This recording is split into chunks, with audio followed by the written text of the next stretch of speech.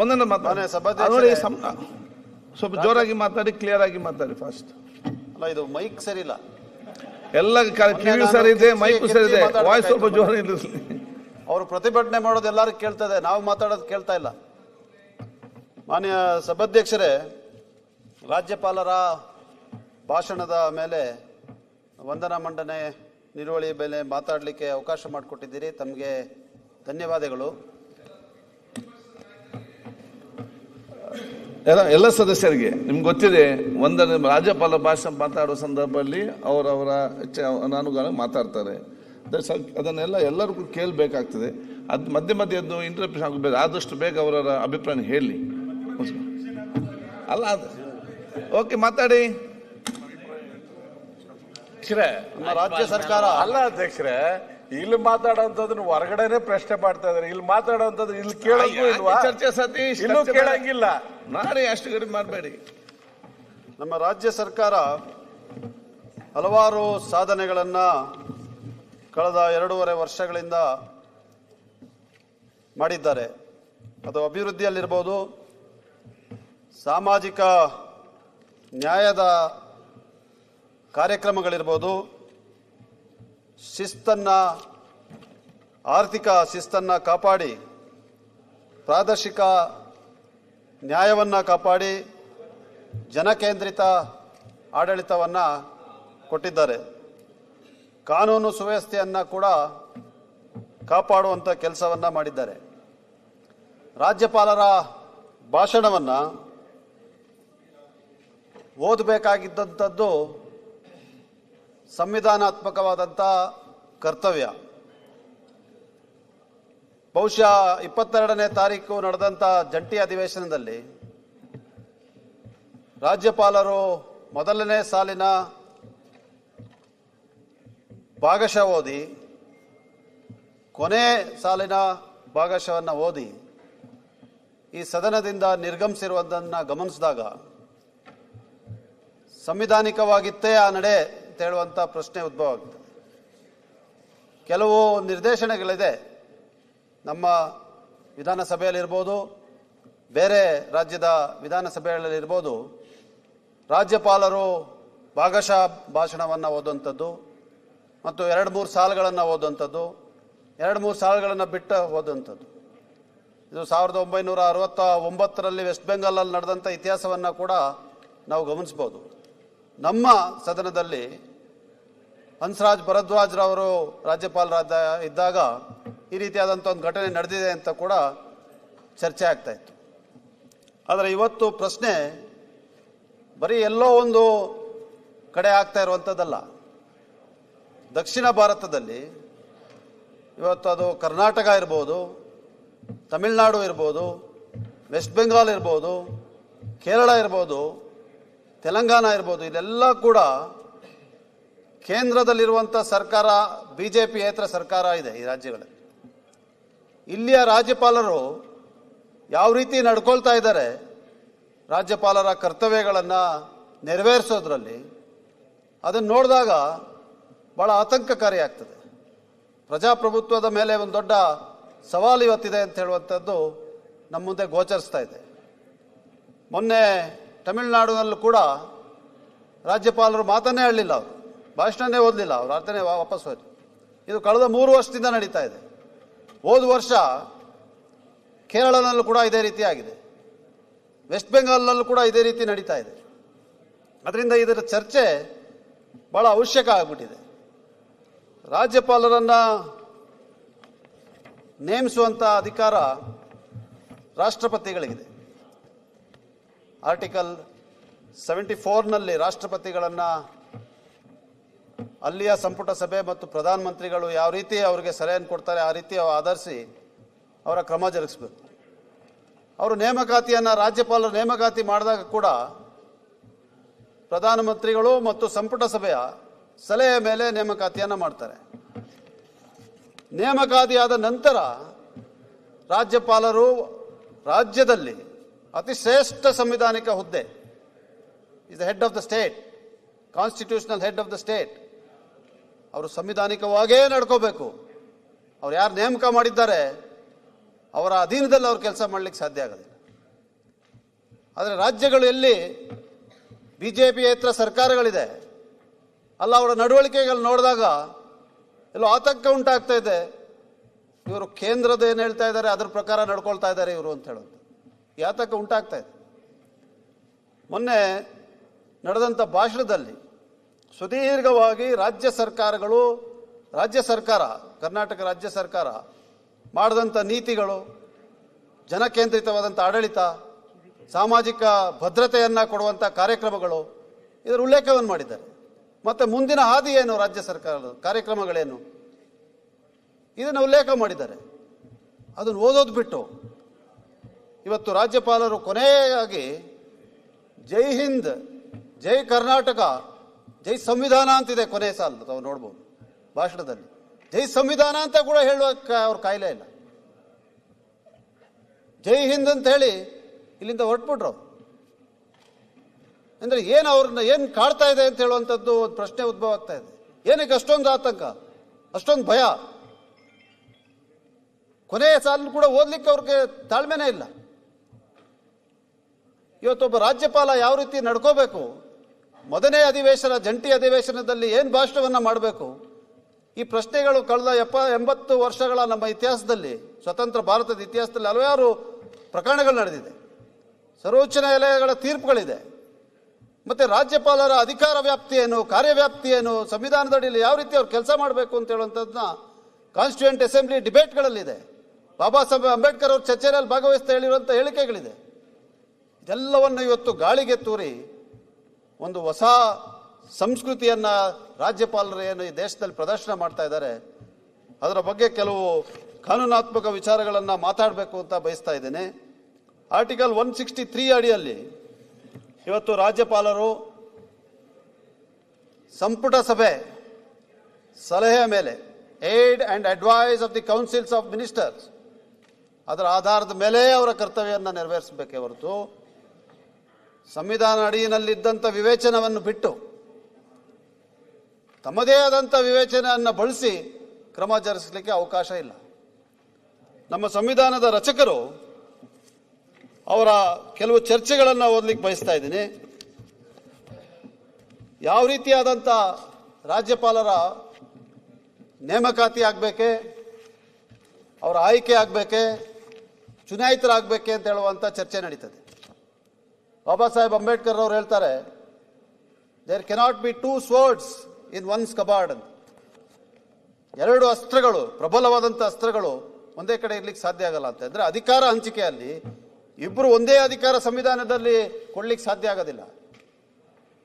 ಅದರಿಂದ ಇವರ ಆಯ್ಕೆ ಪ್ರಕ್ರಿಯೆ ಬಗ್ಗೆ ಚರ್ಚೆ ಮಾಡ್ತಾ ವ್ಯಕ್ತಿ ಕೇಂದ್ರಿತವಾದಂಥ ಚುನಾವಣೆ ಆಗಬೇಕು ರಾಜ್ಯಪಾಲರದು, ನೀತಿ ಕೇಂದ್ರಿತವಾದ ಮತ್ತು ಪಕ್ಷಾಧಾರಿತವಾದಂಥ ಚುನಾವಣೆ ಆಗಬೇಕು ಮುಖ್ಯಮಂತ್ರಿಗಳು ಮತ್ತು ನಮ್ಮ ಶಾಸನ ಸಭೆಯದು ಅಂತ ಹೇಳುವಂಥ ಚರ್ಚೆ ನಡೀತದೆ.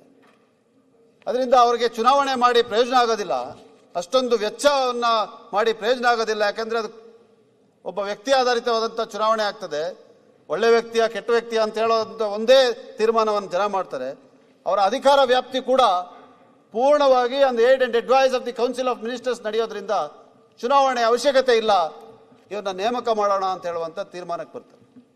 ನೇಮಕಾತಿ ರಾಷ್ಟ್ರಪತಿಗಳು ಮಾಡಬೇಕು ಅಂತ ಹೇಳುವಂಥ ತೀರ್ಮಾನಕ್ಕೆ ಬರ್ತಾರೆ. ಮತ್ತು ಅವ್ರಿಗೆ ಏನು ಅಧಿಕಾರವನ್ನು ಕೊಡಬೇಕು, ಅವ್ರು ಯಾವ ರೀತಿ ನಡ್ಕೋಬೇಕು, ಅವರ ಕಾರ್ಯವ್ಯಾಪ್ತಿ ಏನು ಅಂತ ಹೇಳುವಂಥ ಚರ್ಚೆ ನಾನು ಬಾಬಾ ಸಾಹೇಬ್ ಅಂಬೇಡ್ಕರ್ ಅವರು ಕಾನ್ಸ್ಟಿಟ್ಯೂಂಟ್ ಅಸೆಂಬ್ಲಿಯಲ್ಲಿ ಮಾತಾಡಿದ್ದು ಓದೋಕ್ಕಿಂತ ಮೊದಲು ಬಹುಶಃ ನಮ್ಮ ವಿರೋಧ ಪಕ್ಷದವ್ರಿಗೆ ಸೂಕ್ತವಾದಂಥ ಕೆಲವು ವ್ಯಕ್ತಿಗಳ ಹೇಳಿಕೆಯನ್ನು ಓದ್ತೀನಿ. ಎಚ್ ವಿ ಕಾಮತ್ ಅವರು ಹೇಳ್ತಾರೆ, vesting discretionary powers in an unelected governor was wrong in principle and contrary to the tenets of constitutional government. Constituent assembly ಡಿಬೇಟ್ನ ಓದ್ತಾ ಇದ್ದೀನಿ. ಟಿ ಕೃಷ್ಣಮಾಚಾರಿ ಅವರು ಹೇಳ್ತಾರೆ,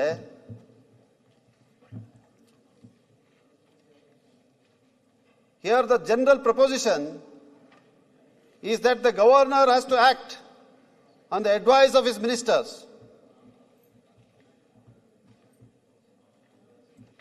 ಆದ್ರಿಂದ ಯಾವ ಕಾರಣಕ್ಕೂ ಕೂಡ ವಿವೇಚನೆಗೆ ವಿಚಾರ ಬಂದಾಗ 163(2) ನಲ್ಲಿರುವಂಥದ್ದು ಅದನ್ನು ಕೂಡ ನಾನು ಉಲ್ಲೇಖ ಮಾಡ್ತೀನಿ. ಮಾತಾಡ್ತಾ ಚರ್ಚೆನಲ್ಲಿ ಕೊನೆಯದಾಗಿ ಬಾಬಾ ಸಾಹೇಬ್ ಅಂಬೇಡ್ಕರ್ ಹೇಳ್ತಾರೆ, ಯಾವ ರೀತಿ 163(1) ಮತ್ತು 163(2) ಅನ್ನ ನಾವು ಚರ್ಚೆ ಮಾಡಬೇಕು ಅಂತ ಹೇಳುವಂಥದ್ದು. If the words were, except whenever he thinks that he should exercise his power of discretion against the wishes or against the advice of the ministers, then I think the criticism made by honorable friend Pandit Kunzu would have been valid. The clause is a very limited clause. It says, except in so far as he is by or under this constitution. Therefore, Article 163, ಈಗ 163 or 143 ಇತ್ತು draft ಅಲ್ಲಿ, will have to be read in conjunction with such other articles which specifically reserve the power to the governor. It is not a general clause giving the governor power to disregard the advice of his ministers in any matter in which he finds he ought to disregard. So ಅದರಿಂದ ಅವರ ವಿವೇಚನೆಗೆ ಬಿಟ್ಟಿರುವಂಥದ್ದು ಬಹಳ ಸೀಮಿತವಾದಂಥ ವ್ಯಾಪ್ತಿ ಚರ್ಚೆಗಳಲ್ಲಿ ಬಂದಾಗ. ನಂತರ ಮೇ 30ನೇ ತಾರೀಕು 1949ರಂದು BG ಕೆಹರ್ ಅವರು ಹೇಳ್ತಾರೆ, so far as the governor is concerned, we have given him very few powers. ಬಹಳ ಸೀಮಿತವಾದಂಥ ಅಧಿಕಾರವನ್ನು ಕೊಟ್ಟಿದ್ದೀವಿ. He is only a constitutional head of the province, and that the real executive power has been vested in a ministry responsible to the house in different states ಅಂತ. ಇದು ಅಲ್ಲಾದಿ ಕೃಷ್ಣಸ್ವಾಮಿ ಅಯ್ಯರ್ ಅವರು ಹೇಳುವಂಥದ್ದು. ಬಹಳ ಸೀಮಿತವಾದಂಥ ಅಧಿಕಾರವನ್ನು ಕೊಟ್ಟಿದ್ದೀವಿ, ಪೂರ್ಣವಾದಂಥ, ಯಾಕಂದ್ರೆ we have accepted a constitutional democracy. ಜನರ ಅಧಿಕಾರವನ್ನು ಚಲಾಯಿಸುವವರು ಜನರಿಂದ ಆಯ್ಕೆ ಆಗಿರುವಂಥ ಪ್ರತಿನಿಧಿಗಳೇ ಹೊರತು ಯಾರೋ ನೇಮಕ ಆಗಿರುವಂಥ ವ್ಯಕ್ತಿ ಆಗಬಾರ್ದು ಅಂತ ಹೇಳುವಂಥ ಉದ್ದೇಶದಿಂದ ಅವ್ರು ಹೇಳ್ತಾರೆ. That the governor is merely A constitutional head of the province and that the real executive power has been vested in a ministry responsible to the lower house in the different states. 30th May 1949 ಚರ್ಚೆನಲ್ಲಿ ಹೇಳುವಂಥದ್ದು. ಮತ್ತೆ ಬಹಳ ಮುಖ್ಯವಾದಂಥ ಇನ್ನೊಂದು ಚರ್ಚೆ ಇದೆ. ನಾನು ಈಗಾಗಲೇ ಹೇಳಿದಾಗೆ ಕೇಂದ್ರದ ಸರ್ಕಾರದ ಶಿಫಾರಸಿನ ಮೇಲೆ, ಸಲಹೆ ಮೇಲೆ ರಾಷ್ಟ್ರಪತಿಗಳು ಆಯ್ಕೆ ಮಾಡಿದ್ರು, ನೇಮಕಾತಿ ಮಾಡಿದ್ರು ಕೂಡ ಇದು ಹೃದಯನಾಥ್ ಕನ್ಜ್ರು ಅವರು, ಪ್ರೊಫೆಸರ್ ಅವರು ಹೇಳ್ತಾರೆ, let us divest ourselves completely of the notion that the governor is to be used in any way in order to carry out the wishes of the central executive. ಯಾವ ಕಾರಣಕ್ಕೂ ಕೂಡ ಅವನ್ನ ಕೇಂದ್ರ ಸರ್ಕಾರ ಬಳಸ್ಕೊಳ್ಳುವಂಥ ಪ್ರಶ್ನೆ ಉದ್ಭವ ಆಗಲ್ಲ ಅಂತ ಆಲೋಚನೆಯನ್ನು ಕೂಡ ನಾವು ಕೈ ಬಿಡಬೇಕು ಅಂತ ಹೇಳುವಂಥ ಮಾತನ್ನ ಹೇಳ್ತಾರೆ. ಇದಾದ್ಮೇಲೆ ನಮ್ಮ ಸಂವಿಧಾನವನ್ನು ನಾವು ಅಂಗೀಕರಿಸಿ ಸ್ವೀಕರಿಸಿದಾಗ ಆರ್ಟಿಕಲ್ 163(1) and 163(2) ಅನ್ನ ನಾನು ಓದ್ಲಿಕ್ಕೆ ಬಯಸ್ತಾ ಇದ್ದೀನಿ ಮನೆ ಅಧ್ಯಕ್ಷರೇ. ಯಾವ ರೀತಿಯಾಗಿ ರಾಜ್ಯಪಾಲರು ನಡ್ಕೋಬೇಕು ಅಂತ ಹೇಳುವಂಥದ್ದು. There shall be a council of ministers, article 163. Council of ministers to aid and advice governor. There shall be a council of ministers with the chief minister at the head to aid and advise the governor in exercise of his function, except, it's an exception, in so far as he is by or under this constitution required to exercise his function or any of them in his discretion. ಬಹಳ ಸ್ಪಷ್ಟವಾದಂಥ ಭಾಷೆ. ಕೃಷ್ಣಯ್ಯರ್ ಅವರು ಬಹಳ ಅತಿ ದೊಡ್ಡ jurist, ಸರ್ವೋಚ್ಚ ನ್ಯಾಯಾಲಯದ ನ್ಯಾಯಮೂರ್ತಿಗಳಾಗಿದ್ದರು. ಅವರೊಂದು ಮಾತು ಹೇಳ್ತಾರೆ, constitution is not mere grammatical jargon ಅಂತ. ಬರೀ ಭಾಷೆ ಬಳಕೆ ಓದ್ಬಿಟ್ರೆ ಸಂವಿಧಾನ ಆಗೋಕ್ಕೆ ಸಾಧ್ಯ ಇಲ್ಲ. ಒಂದು ಎಕ್ಸೆಪ್ಷನ್ನ ಕೊಟ್ಟಾಗ ಆ ಡಿಸ್ಕ್ರಿಷನ್ ಏನು ಹೇಳ್ತಾರೆ ಆರ್ಟಿಕಲ್ 163ನಲ್ಲಿ, ಅದು ಸಂವಿಧಾನದ ಬೇರೆ ಅನುಚ್ಛೇದಗಳಲ್ಲಿ ಲಭ್ಯವಿದ್ರೆ ಮಾತ್ರ ಅವ್ರು ಅದನ್ನ ಮಾಡಕ್ಕೆ ಸಾಧ್ಯ ಆಗ್ತದೆ. 163(1) ಮೀರಿಸಿ ಮಾಡ್ಲಿಕ್ಕೆ ಸಾಧ್ಯ ಆಗೋದಿಲ್ಲ. ಇದು ಬಹಳಷ್ಟು ಪ್ರಕರಣಗಳು ಸುಪ್ರೀಂ ಕೋರ್ಟ್ನಲ್ಲಿ ನಡೆದಿವೆ. ಬಹಳ ಮುಖ್ಯವಾದಂಥ 2 ಪ್ರಕರಣಗಳು. 1974ನಲ್ಲಿ ಒಂದು ಪ್ರಕರಣ ನಡೀತದೆ ಮಾನ್ಯ ಅಧ್ಯಕ್ಷರೇ.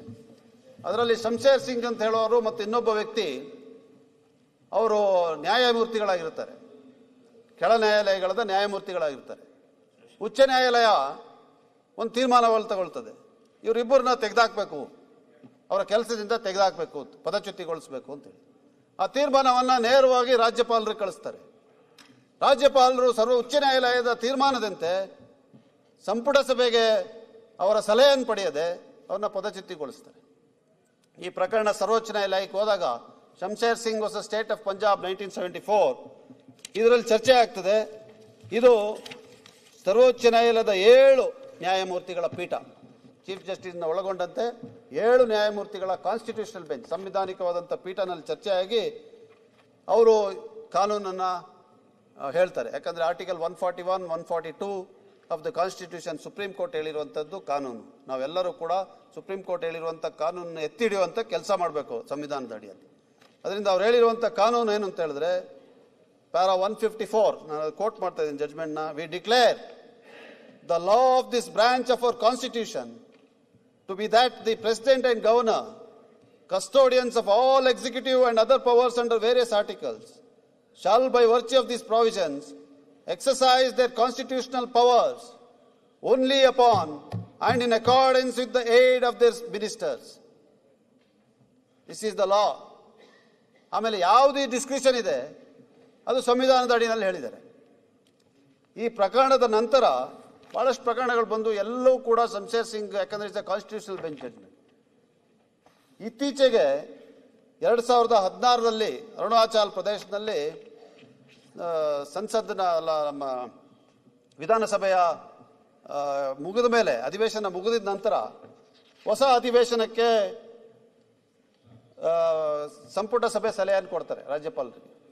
ಅವರು ಒಂದು ತಾರೀಖನ್ನು ನಿಗದಿ ಮಾಡಿ ರಾಜ್ಯಪಾಲರು ನಾನು ಅಧಿವೇಶನವನ್ನು ಕರಿತೀನಿ ಅಂತ ಹೇಳ್ತಾರೆ. 3/11/2015 ಅವರು ಲೆಜಿಸ್ಲೇಟಿವ್ ಅಸೆಂಬ್ಲಿನ 14/1/2016 ಪ್ರಾರಂಭ ಆಗಬೇಕು ಅಂಥೇಳಿ ಘೋಷಣೆಯನ್ನು ಮಾಡ್ತಾರೆ. ಅದರ ನಂತರ ಅವರೇ ಸ್ವತಃ ವಿಧಾನಸಭೆಯ ಅಧಿವೇಶನವನ್ನು ಮತ್ತೆ ಅದನ್ನು ತಾರೀಖನ್ನು ಬದಲಾಯಿಸಿ 1 ತಿಂಗಳು ಮೊದಲೇ ಅದನ್ನು ಕರೆದು ಬಿಡ್ತಾರೆ. ಅದನ್ನು ಕರೆದಾಗ ಅಲ್ಲಿಯ ಸದಸ್ಯರು ಸರ್ವೋಚ್ಚ ನ್ಯಾಯಾಲಯಕ್ಕೆ ಹೋಗ್ತಾರೆ. ಅದು ಕೂಡ 5 ಜನರ ಪೀಠವಿರುವಂಥ ನ್ಯಾಯಮೂರ್ತಿಗಳಿರುವಂಥ ಪೀಠ ಒಂದು ತೀರ್ಪನ್ನು ಕೊಟ್ಟಿದೆ. ಅದು ಈ ದೇಶದ ಕಾನೂನು. Shamsher Singh and Nabam Rebia versus deputy speaker Arunachal Pradesh 2016. ಇದು ಬಹಳ ಸ್ಪಷ್ಟವಾಗಿ ಇದರಲ್ಲಿ ತೀರ್ಮಾನಗಳನ್ನು ತಗೊಂಡು ಎಲ್ಲವನ್ನ ಚರ್ಚೆ ಮಾಡಿ ಕೊನೆಗೆ ಕೆಲವು ಸೂಚನೆಗಳನ್ನು ಕೊಟ್ಟಿದ್ದಾರೆ, ಕೆಲವು ಡಿಕ್ಲರೇಷನ್ಸ್ನ ಕೊಟ್ಟಿರ್ತಾರೆ. It is therefore clear, ಇದು ಕೂಡ ಪ್ಯಾರಾ 154 ಇದೆ. It is therefore clear that even though the governor may be authorized to exercise some functions under different provisions of the Constitution, the same are required to be exercised only on the basis of the aid and advice tendered to him under Article 163, unless governor has been expressly authorized by or under a constitutional provision to discharge the concerned function in his own discretion. Discretion ಅನ್ನ 163(1) ಮೀರಿಸಿ discretion ರಾಜ್ಯಪಾಲರಿಗಿಲ್ಲ, ಅವರ ವಿವೇಚನೆಗಿಲ್ಲ. ಅವರ ವಿವೇಚನೆಗೆ ಏನಿದೆ ಅಂತ ಹೇಳಿದ್ರೆ ಅದು ಕೂಡ ಸಂವಿಧಾನದ ಅನುಚ್ಛೇದಗಳಲ್ಲಿರೋದು ಮಾತ್ರ ಇದೆ ಅಂತ ಹೇಳುವಂಥದ್ದು ಬಹಳ ಸ್ಪಷ್ಟವಾಗಿ ಹೇಳಿದ್ದಾರೆ. We are therefore of the considered view that in so far as the exercise of discretionary powers vested with the governor is concerned, the same is limited to situation wherein a constitutional provision expressly so provides that the governor should act in his own discretion. We are of the view that finality expressed in Article 163(2) would apply to functions exercised by the governor within the framework of Article 163(1), and additionally in situation where the clear intent underlying a constitutional provision. ಕೊನೆಯದಾಗಿ ಕೆಲವು ಕನ್ಕ್ಲೂಷನ್ಸ್ನ ಬರ್ತದೆ supreme ಕೋರ್ಟ್ನವರು, ಸರ್ವೋಚ್ಚ ನ್ಯಾಯಾಲಯ. ಅದು para 155 ನಲ್ಲಿದೆ. We may therefore summarize our conclusions as under: firstly, the measure of discretionary power of the governor is limited to the scopes postulated under Article 163(1). Under Article 163(1), discretionary power of the governor extends to situation wherein a constitutional provision expressly requires the governor to act in his own discretion. Thirdly, ಕೊನೆಯದಾಗಿ ಹೇಳ್ತಾರೆ, the scope and extent of discretion vested with the governor has to be ascertained from Article 163(2) without doing injury to Article 163(1) ಅಂತ ಹೇಳುವಂತ ಮಾತು. ಅದರಿಂದ ರಾಜ್ಯಪಾಲರು ಮೊನ್ನೆ 22ನೇ ತಾರೀಕಿಗೆ ಇಲ್ಲಿ ಭಾಷಣವನ್ನ ಏನು ಓದಬೇಕಾಗಿತ್ತು ಅದು ಪೂರ್ಣವಾಗಿ ಸಂಪುಟ ಸಭೆಯ ಸಲಹೆಯಂತೆ ಓದಬೇಕಿತ್ತು, ಬಿಟ್ಟರೆ ಅವ್ರಿಗೆ ಬೇರೆ ಅವಕಾಶನೇ ಇರಲಿಲ್ಲ. This is is power under 163. Article 176ನಲ್ಲಿ ಮಾನ್ಯ ಅಧ್ಯಕ್ಷರೇ, ಇವತ್ತು ಒಂದು ಸಭೆ, ವಿಧಾನಸಭೆ ಪ್ರಾರಂಭ ಆಗಬೇಕಾದಾಗ, ಚುನಾವಣೆಯ ನಂತರ ಮೊದಲನೇ ಅಧಿವೇಶನ ಅಥವಾ ಹೊಸ ವರ್ಷದ ಮೊದಲನೇ ಅಧಿವೇಶನ ಪ್ರಾರಂಭ ಆಗಬೇಕಾದ್ರೆ ಅದು ಮಾನ್ಯ ರಾಜ್ಯಪಾಲರ ಭಾಷಣದಿಂದನೇ ಪ್ರಾರಂಭ ಆಗಬೇಕು. ಅದು ಕಡ್ಡಾಯ. ಎಲ್ಲೂ ಕೂಡ ಈ ದೇಶದ ಇತಿಹಾಸದಲ್ಲಿ ಇನ್ನು ಮುಂದಕ್ಕೆ ಏನಾಗುತ್ತೋ ಗೊತ್ತಿಲ್ಲ, ಈಗ ನೋಡ್ತಾ ಇರುವಂಥ ಬೆಳವಣಿಗೆ ನೋಡಿದ್ರೆ ಇವತ್ತುವರೆಗೂ ನಮ್ಮ ದೇಶದ ಇತಿಹಾಸದಲ್ಲಿ ರಾಜ್ಯಪಾಲರು ಅಧಿವೇಶನಕ್ಕೆ ಹೋಗದೇ ಇರುವಂಥದ್ದಿಲ್ಲ. ಆದರೆ ಅದನ್ನು ಕೂಡ ನ್ಯಾಯಾಲಯಗಳು ಚರ್ಚೆ ಮಾಡಿದೆ. ಅಧಿವೇಶನಕ್ಕೆ ನಾನು ಹೋಗಲ್ಲ ಅಂತ ರಾಜ್ಯಪಾಲರು ಹೇಳಿದ್ರೆ ರಾಷ್ಟ್ರಪತಿಗಳು ತಕ್ಷಣ ಬೇರೆ ವ್ಯವಸ್ಥೆಯನ್ನು ಮಾಡಬೇಕು. ಅಲ್ಲಿ ಉಪರಾಷ್ಟ್ರಪತಿಗಳು ಇರ್ತಾರೆ, ರಾಷ್ಟ್ರಪತಿಗಳು ಹೋಗೋಕ್ಕಾಗಿಲ್ಲ ಅಂದರೆ ಉಪರಾಷ್ಟ್ರಪತಿಗಳು ಬರ್ಬೋದು. ಆದರೆ ಇಲ್ಲಿ ಇಲ್ಲ, ರಾಜ್ಯಪಾಲರು ಬಿಟ್ಟರೆ ಅವ್ರಿಗೆ ಯಾರು ಅಧೀನವಾಗಿಲ್ಲ. ತಕ್ಷಣ ಅದಕ್ಕೆ ಬೇರೆ ವ್ಯವಸ್ಥೆಯನ್ನು ಮಾಡಬೇಕು. ಬಹುಶಃ ಉಚ್ಚ ನ್ಯಾಯಾಲಯದ ಮುಖ್ಯ ನ್ಯಾಯಾಧೀಶರನ್ನಾರು ಗುರುತಿಸಿ ಅಧಿವೇಶನದ ಭಾಷಣ ಕಡ್ಡಾಯವಾಗಿ ನಡಿಬೇಕು 176ನಲ್ಲಿ. ಇದು ಹೊಸದೇನಲ್ಲ. ನಾನು ಏನು ಹೇಳ್ತಾ ಇದ್ದೀನಿ ಅಂತ ಹೇಳಿದ್ರೆ, ಒಬ್ಬ ರಾಜ್ಯಪಾಲ ವ್ಯಕ್ತಿ ಅಲ್ಲ, ಯಾರೇ ಇರ್ಬೋದು ರಾಜ್ಯಪಾಲರು, ಅವ್ರ ವ್ಯಕ್ತಿ ಅಲ್ಲ. Is the constitution head. ಅವ್ರ ಮೇಲೆ ಒಂದು ಜವಾಬ್ದಾರಿ ಇದೆ. ಅವ್ರು ಯಾವ ರೀತಿ ನಡ್ಕೋಬೇಕು ಅಂತ ಸಂವಿಧಾನ ಹೇಳಿದೆ. ಅವ್ರು ಯಾವ ರೀತಿ ನಡ್ಕೋಬೇಕು, ಯಾಕೆ ನಡ್ಕೋಬೇಕು, ಅವ್ರ ಕಾರ್ಯವ್ಯಾಪ್ತಿ ಏನು ಅಂತೇಳಿ ಸಂವಿಧಾನವನ್ನ ನಮಗೆ ಕೊಟ್ಟಂತ, ರಚನೆ ಮಾಡಿಕೊಟ್ಟಂತ ಮಹಾನ್ ಚೇತನರು ಹೇಳಿದ್ದಾರೆ. ಅದರಿಂದ ನಾನೇನ್ ಹೇಳ್ತಾ ಇದ್ದೀನಿ ಅಲ್ಲ, ಒಂದ್ ನಿಮಿಷ ಕೇಳಿ. ರಾಜ್ಯಪಾಲರ ಭಾಷಣ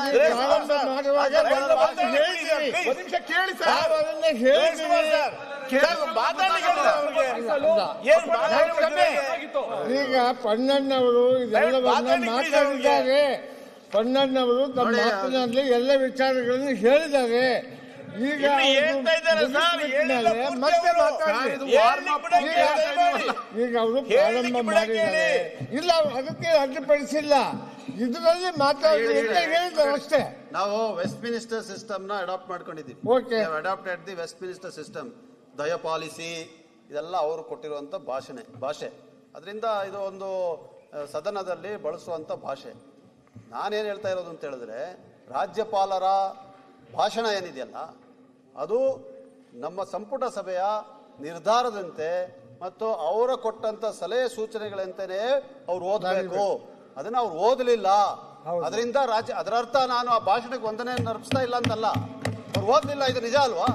ಓದಿಲ್ಲ, ಓದ್ಲೇಬೇಕಲ್ಲ ಅವರು. ಅದನ್ನ ಹೇಳ್ತಾ ಇದ್ದೀನಿ ನಾನು. ಓದ್ಲೇಬೇಕು ಅಂತ ಹೇಳಿ ಸಂವಿಧಾನ ಹೇಳ್ತದೆ, ಅವ್ರು ಓದಲಿಲ್ಲ, ಅದನ್ನ ಹೇಳ್ತಾ ಇದ್ದೀನಿ ಅಷ್ಟೇ ನಾನು. ಅದರಿಂದ ಒಂದ್ ನಿಮಿಷ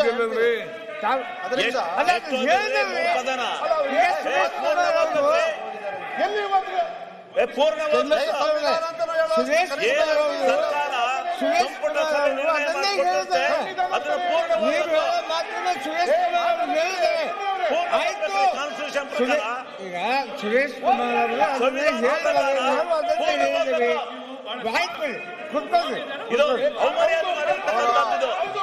ಆಯ್ತು ಭಾಷಣ ಅಲ್ಲ. ಓದಿಲ್ಲ ಅಂತ ಅವ್ರು ಹೇಳ್ತಾ ಇರೋದು. ಓದಿಲ್ಲ ಅಂತ ಅವ್ರು ಹೇಳ್ತಾ ಇರೋದು. ಅದನ್ನೇ ಅವ್ರು ಹೇಳಿದ್ದಾರೆ. ಅಧ್ಯಕ್ಷರೇ, ಈಗ ನಾವು ಪೊನ್ನಣ್ಣ ಅವರಿಗೆ ಮಾತಾಡ್ಲಿ ಅಂತ ನಾವು ಒಪ್ಕೊಂಡಿದ್ದೀರಿ. ಪೊನ್ನಣ್ಣ ಅವರು ಮಾತಾಡ್ತಾ ಇದ್ದಾರೆ. ಈಗ ಸುರೇಶ್ ಕುಮಾರ್ ಅವರು ಪೊನ್ನಣ್ಣ ಅವ್ರು ಮಾತಾಡಬಾರ್ದು ಅಂತ ಎಲ್ಲೂ ರೈಸ್ ಮಾಡಿಲ್ಲ ಅಧ್ಯಕ್ಷರೇ.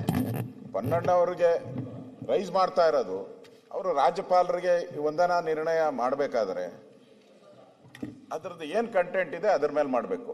ಅದು ಬಿಟ್ಬಿಟ್ಟು ರಾಜ್ಯಪಾಲರು ಓದಿಲ್ಲ ಅಂದಮೇಲೆ ನೀವು ಯಾಕೆ ಅದಕ್ಕೆ ವಂದನಾ ನಿರ್ಣಯ ಮಾಡ್ತೀರಾ? ನೀವು ಮಾಡಬೇಡಿ. ಓದ ಇಲ್ಲಲ್ಲ ಅವರು, ಬಿಟ್ಬಿಡಿ. ಅಸೆಂಬ್ಲಿಯಲ್ಲಿ ಮಂಡನೆ ಆಗಿದೆ. ಅದು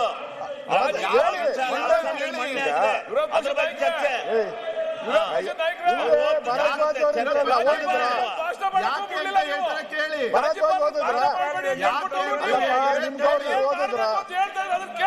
ಖುರ್ಷಿದ್ ಆಲಂ ಖಾನ್ ಓದಿದ್ರ? ಸರಿ, ಆಯ್ತು. ನೀವು ಭಾರದ್ವಾಜ್ ನೋಡಿಸಿಲ್ವಾ? ಆಯ್ತಪ್ಪ, ಬಾಲಕೃಷ್ಣ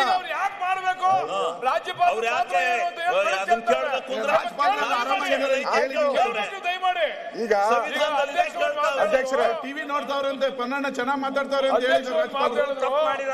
ರಾಜ್ಯಪಾಲರು ಓದಿದಾರ ಇಲ್ಲ? ಓದಿಲ್ಲ ಅಂದ್ರೆ ಪ್ರತಿಯೊಬ್ಬರಿಗೂ ಆಯ್ತು ಒಂದ್ ಸೆಕೆಂಡ್. ಈಗ ಕಾನ್ಸ್ಟಿಟ್ಯೂಷನ್ ಅಲ್ಲಿ ಆಯ್ತು ಬಾಲಕೃಷ್ಣ ಅವರೇ, ಇವಾಗ ಮಾತಾಡಕ್ಕೆ ಶಿವಲಿಂಗ ಅವರು ತಯಾರಿಲ್ಲ ಅಂತ ರವಿ ಅವರೇ, ಒಂದ್ ಸೆಕೆಂಡ್.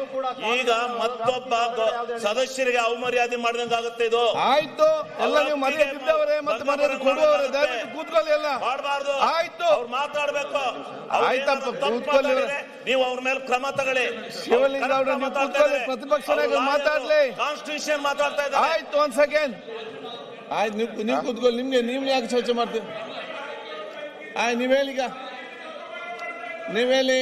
ಯಾರಿಗೆ ಅವಮಾನ ನೀವೇಳಿ. ಅಪಮಾನ ಮಾಡಿದ್ರೆ ನ್ಯಾಯಾಲಯಕ್ಕೆ ಹೋಗಿ ನ್ಯಾಯಾಲಯಕ್ಕೆ ಅಪಮಾನ ಮಾಡಿದ್ರೆ ಹಾಕಿ ಕೇಸ. ನೀವೆದ್ದಿ ಎದ್ದಿ ಎದ್ದಿ ರಾಜ್ಯಪಾಲರಿಗೆ ಅವಮಾನ ಮಾಡ್ತಾ ಇರೋದು. ಏನು ಅವಮರ್ಯಾದೆ? ನೀವು ಮಾತಾಡಿ. ಅವರು ಈ ಸದನಕ್ಕೆ ಅವಮಾನ ಮಾಡ್ತಾರೆ. ರಾಜ್ಯದ ಜನತೆ ನೀವ್ ಯಾಕೆ ಮಾತಾಡಿದ್ರೆ ಕೂತ್ಕೊಳ್ಳಿ ಅಲ್ಲ.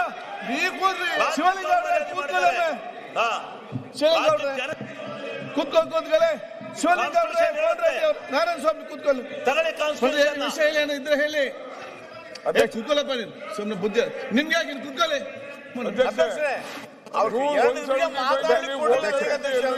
ಕೃಷ್ಣ ಕೂತ್ಕೊಳ್ಳಿ. ಕೃಷ್ಣ ಮನೆ ಅಧ್ಯಕ್ಷರೇ, ನೋಡಿ, ಎಲ್ಲ ಬುದ್ಧಿ ಹೇಳುವವರು ಇದ್ದೀರಿ ಇಲ್ಲಿ. ಆಯ್ತು ಅಧ್ಯಕ್ಷರೇ, ಮುಂದುವರಿಸ್ತೀರಿ. ಈಗ ತಮ್ಮ ಹತ್ರನೂ ನಾವು ಹೇಳಿದಿರಿ, ಅವ್ರು ಮಾತಾಡ್ಲಿ, ಅದರಲ್ಲಿ ನಮ್ದೇನು ಅಭ್ಯಂತರ ಇಲ್ಲ, ಅವ್ರ ಅನುಮೋದನೆನೂ ಮಾಡಲಿ. ಪ್ರದೀಪ್ ಈಶ್ವರ್ ಅವರು ಅನುಮೋದನೆ ಮಾಡ್ತಾರೆ, ನಾವು ಒಪ್ಕೊಂಡಿದ್ದೀರಿ. ನಾನು ಇಲ್ಲಿ ಮಾತಾಡ್ಬೇಕಾದ್ರೆ ಹೇಳಿದೆ. ಇಲ್ಲಿ ಪ್ರಶ್ನೆ ಪೊನ್ನಣ್ಣ ಅವರು ಏನು ಯಾವ ದಾಟಿಯಲ್ಲಿ ಮಾತಾಡಬೇಕು ಏನು ಅನ್ನೋದ್ರ ಬಗ್ಗೆ ಒಂದು ಕ್ಲಾರಿಟಿ ಇಲ್ಲ ಅಂತ ಅನ್ಸುತ್ತೆ ಅವ್ರಿಗೆ. ಈಗ ಅವ್ರು ಹೇಳ್ತಾ ಇದ್ದಾರೆ, ರಾಜ್ಯಪಾಲರು ಇಲ್ಲಿ ಬಂದು ಭಾಷಣನೇ ಮಾಡಿಲ್ಲ, ತಪ್ಪು, ಅವ್ರು ಸರಿ ಮಾಡಿಲ್ಲ, ಓದಬೇಕಾಗಿತ್ತು, ಎಲ್ಲ ಪಾಠ ಮಾಡ್ತಾರೆ. ನಿಜ, ನಾನೇನು ಅದಕ್ಕೇನು ಅಬ್ಜೆಕ್ಷನ್ ಮಾಡಲ್ಲ. ನೀವೇನು ಹೇಳಿದ್ರೆ ಅದಕ್ಕೇನು ಅಬ್ಜೆಕ್ಷನ್ ಮಾಡಲ್ಲ. ಇದೇನು ಇವತ್ತೇನೋ ಹೊಸ್ದಾಗಿ ಏನಾಗಿದೆಯಾ? ಇವಾಗ ಹೊಸ್ದಾಗಿ ಆಗಿದ್ರೆ ಪರವಾಗಿಲ್ಲ, ಈ 26ನೇ ಇಸ್ವಿಯಲ್ಲಿ ಆಗಿದ್ರೆ ಪರವಾಗಿಲ್ಲ. ಹಿಂದೆ ಖುರ್ಷಿದ್ ಆಲಂ ಖಾನ್ ಅವರು ಇದ್ರು, ಅವರು ಲೇ ಮಾಡಿಬಿಟ್ಟು ಅವಾಗ ನಾವು ಕಾಂಗ್ರೆಸ್ ಅವ್ರು ಹೇಳ್ಕೊಟ್ರು ಅಂತ ಹೇಳಿದ್ರ? ಇಲ್ಲ, ನಾವು ಖುರ್ಷಿದ್ ಆಲಂ ಖಾನ್ ಓಡಿ ಹೋದರು, ನಾವೇನು ಹೇಳಿಲ್ಲ. ಆಮೇಲೆ ಭರದ್ವಾಜ್ ಅವರು, ನನ್ನ ಪ್ರಕಾರ ಮೂರು ಬಾರಿ ಭರದ್ವಾಜ್ ಅವರು ಯಡಿಯೂರಪ್ಪನವ್ರು ಇದ್ದಾಗ ಎಲ್ಲ 3 ಬಾರಿ ಅದು ಲೇ ಮಾಡಿಬಿಟ್ಟು ಸೀದಾ ಇಳಿದು ಹೊಟ್ಟೋಗ್ಬಿಟ್ರು. ಅವಾಗ ಯಾವ ಕಾನೂನು ಇತ್ತು? ಅದೇ ಸಂವಿಧಾನ ಇವಾಗೂ ಇರೋದು, ಅದೇ ವಿಧಾನಸಭೆ ಇವಾಗೂ ಇರೋದು, ಅದೇ ಚೇರೆ ಇರೋದು, ಅದೇ ಎಲ್ಲ ಇರೋ ಅಂಥದ್ದು. ಅವಾಗ ಮಾತಾಡಲ್ಲ. ಈಗ ನಮಗೆ ಕಾನೂನು ಹೇಳ್ಕೊಡ್ತಾರೆ, ಹಿಂಗ್ ಕಾನೂನು ಇರಬೇಕು, ರಾಜ್ಯಪಾಲರು ಹಿಂಗ್ ನಡ್ಕೊಬೇಕು ಅಂತ. ಅವಾಗ ನಿಮ್ದೇ ಕೇಂದ್ರ ಸರ್ಕಾರ ಇತ್ತು, ಅವಾಗ ಕಾನೂನು ಹೇಳ್ಕೊಡ್ಬೇಕಾಯ್ತು. ನಿಮ್ಮ ಕಾನೂನುಗಳೆಲ್ಲ ರಾಜ್ಯಪಾಲರಿಗೆ ಹೋಗಿ ಹೇಳ್ತಾ ಇದ್ದೀನಿ, ಅಲ್ಲೇ ಕೂತಿರ್ತಾ ಇದ್ರಿ. ರಾಜಭವನ ಹೋಗಿ ಕಾಂಗ್ರೆಸ್ ಆಗ್ಬಿಟ್ಟಿತ್ತು, ಅವಾಗ ಕಾಂಗ್ರೆಸ್ ಆಫೀಸ್ ತರ ಇತ್ತು ರಾಜಭವನ. ಅವಾಗ ಕಾನೂನು ಬೇರೆ ಇತ್ತ, ಇವಾಗ ಬೇರೆ ಕಾನೂನು. ಹೊಸ ಕಾನೂನು ಬಂದಿದ್ರೆ ಹೇಳಿ, ನಾವು ಗೌರವ ಸಲ್ಲಿಸೋದು, ಅದ್ರ ಬಗ್ಗೆ ಏನ್ ಬೇಕೋ ಮಾತಾಡ್ಲಿ. ರಾಜ್ಯಪಾಲರ ಬಗ್ಗೆ ಯಾಕೆ ಮಾತಾಡ್ತಾರೆ? ಸರ್ಕಾರ ಏನೇನು ಒಳ್ಳೆ ಕೆಲಸ ಮಾಡಿದೆ ಅಂತ ರಾಜ್ಯಪಾಲರು ಹೇಳಿದ್ದಾರೆ. ಅವರು ಪ್ರಾರಂಭದಲ್ಲೇ ಇದ್ದಾರೆ, ನನ್ನ ಸರ್ಕಾರ ಅಂತ ಹೇಳಿದ್ದಾರೆ. ಏನೇನು ಒಳ್ಳೇದ್ ಮಾಡಿದಾರೆ ಹೇಳಿ, ಒಳ್ಳೇದ್ ಮಾಡಿದ್ರೆ ಹೇಳಿ. ಅದ್ ಬಿಡಿ, ಅದು ಗವರ್ನರ್ ಅವ್ರಿಗೆ ಅವಹೇಳನ ಯಾಕೆ ಮಾಡ್ತೀರಾ? ಇಲ್ಲಿ ಮಾಡಿರೋ ಸಾಕು, ಅದೇ ದೊಡ್ಡದಾಗಿದೆ. ಇವಾಗ ಮಾಡಿರೋ ಅವಮಾನನೇ ಸಾಕು. ಹೇಳ್ತಾ ಇದ್ದೀನಿ, ಸಂವಿಧಾನ ಅವಮಾನ ಮಾಡ್ಬೋದಾ? ಸಂವಿಧಾನ ಹೇಳೋದನ್ನ ಓದಬಾರ್ದಾಗಾರೆ ಹಾಗಾದ್ರೆ ಹಿಂದೆ ಮಾಡಿದಾರಲ್ಲ ಯಾಕೆ? ಓದ್ತಾ ಇದ್ದೀನಿ.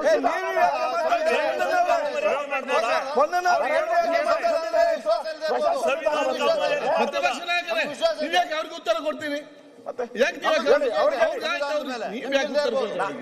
ಅಧ್ಯಕ್ಷರು, ನಾವ್ ಯಾಕೆ ರಚನೆ ಮಾಡ್ಕೊಂಡಿದೀವಿ? ಸಂವಿಧಾನ ಏನು ಬದಲಾಗಿಲ್ಲ, ಹಂಗೆ ಇರೋದು.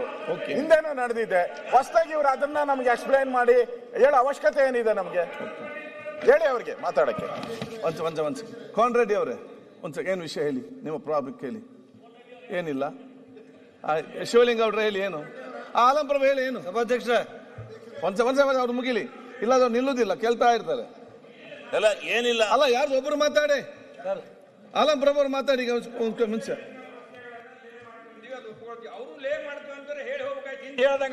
ಆಯ್ತು, ಏನ್ ಮಾಡ್ಬೇಕೀಗ? ರಾಷ್ಟ್ರಗೀತೆ ಓದ್ಲಿಕ್ಕೆ ಆಗತನ್ನು ನಿಂದಿರಲಿಲ್ಲ, ಅದು ಅನ್ಯಾಯ ಮಾಡಿದ್ರು ಅಂತ ಹೇಳ್ತಾ ಇದ್ದಾರೆ. ಆಯ್ತು, ಕೂತ್ಕೊಳ್ಳಿ, ಮುಗೀತಲ್ಲ. ಇನ್ನೆದ್ದಲ್ಲಿ ಆಗಾಗ ಎದ್ದಲ್ಲಿ ನೀವೇ ಮಾತಾಡಿ. ಮಾನ್ಯ ಅಧ್ಯಕ್ಷರೇ, ಈಗ ರಾಜ್ಯಪಾಲರು ವಿಚಾರನೇ ಇಲ್ಲ, ಸಂವಿಧಾನದಲ್ಲಿ ಅದಕ್ಕೆ ಅವಕಾಶನೇ ಇಲ್ಲ. ಮತ್ತೆ ಓದುವಾಗ ಕೂಡ ನಾವು ಕೊಟ್ಟಿರುವಂಥ ಭಾಷಣವನ್ನೇ ಅವ್ರು ಓದಬೇಕು ಮತ್ತು ಪೂರ್ಣವಾಗಿ ಓದಬೇಕು ಅಂತ ಹೇಳೋದಕ್ಕೆ ನಾನು ಈ ಮಾತನ್ನು ಹೇಳ್ತಾ ಇದ್ದೀನಿ. ಇದೇನು ಹೊಸದು ಕೂಡ ಅಲ್ಲ. ಇದು ನಾನೇನು ಇದು ಮೊದಲನೇ ಬಾರಿ ಆಗ್ತಾ ಇದೆ ಅಂತ ಕೂಡ ಹೇಳುವಂಥ ವಾದವನ್ನು ಮಾಡ್ತಾ ಇಲ್ಲ. ಆದರೆ ಇದಾದಂಥ ಸಂದರ್ಭದಲ್ಲಿ ಕೆಲವು ಉದಾಹರಣೆಗಳಿದೆ, ನಿರ್ದೇಶನಗಳಿದೆ, ಅದನ್ನು ಹೇಳಲಿಕ್ಕೆ ಬಯಸ್ತಾ ಇದ್ದೀನಿ ನಾನು. 1969ನೇ ಇಸ್ವಿನಲ್ಲಿ ವೆಸ್ಟ್ ಬೆಂಗಾಲ್ನಲ್ಲಿ 2 ಪ್ಯಾರಾಗಳನ್ನು ರಾಜ್ಯಪಾಲರು ಬಿಟ್ಟು ಹೋಗ್ತಾರೆ. ಇದು ಪ್ರಕರಣ ಕೂಡ ಆಗ್ತದೆ. ನಂತರ ಲೋಕಸಭೆಯಲ್ಲಿ ಚರ್ಚೆ ಆದಾಗ ಅಂದಿನ ಗೃಹ ಸಚಿವರು ಅಟಾರ್ನಿ ಜನರಲ್ ಅವರ ಒಪಿನಿಯನ್ ಅನ್ನು ಪಡೆದು, ನಾವು ಮಾತಾಡುವ ಕೂಡ ಗವರ್ನರ್ಗಳ ಬಗ್ಗೆ ಮಾತಾಡ್ತೀವಿ, ಅದಕ್ಕೆ ಅವಕಾಶ ಕೊಡಬೇಕು. ಇದು ತುಂಬಾ ನೋಡಿ, ನಾವು ತಿರ್ಗಾ ಗಲಾಟೆ ಮಾಡಿದ್ರು, ಯಾವ್ಯಾವ ಕಾಲದಲ್ಲಿ ಏನೇನಾಯ್ತು, ಯಾವ್ಯಾವ ಗವರ್ನರ್ ಏನ್ ಮಾಡಿದ್ರು ಅವಕಾಶ ಕೊಡಬೇಕು.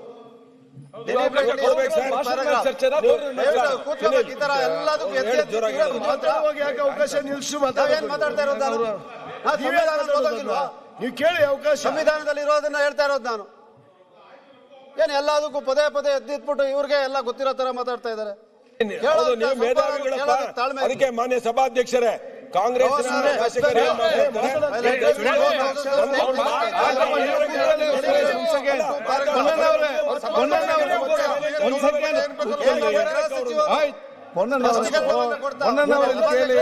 ನಾನು ಒಂದು ಶಬ್ದ ಕೂಡ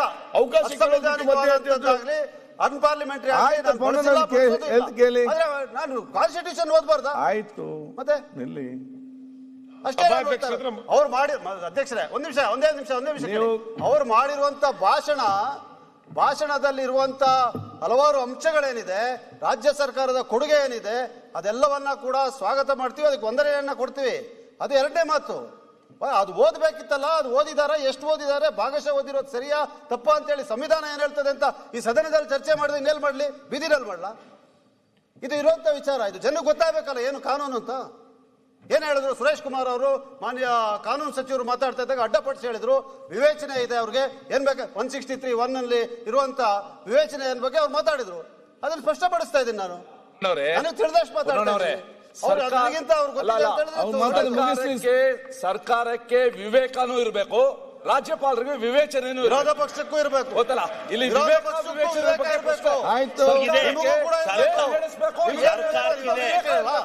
ಸರ್ಕಾರಕ್ಕೆ ವಿವೇಚನೆ ಇದೆ, ರಾಜ್ಯಪಾಲರಿಗೆ ಇರಲಿಲ್ಲ.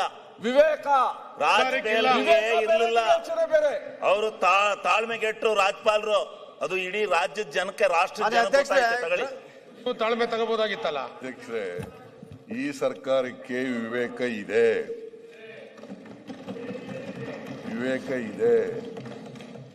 ವಿವೇಚನೆ ಇರಬೇಕು. ನಿಮಗೆ ವಿರೋಧ ಪಕ್ಷದವ್ರಿಗೆ ವಿವೇಚನೆನೂ ಇರಬೇಕು, ವಿವೇಕನೂ ಇರಬೇಕು.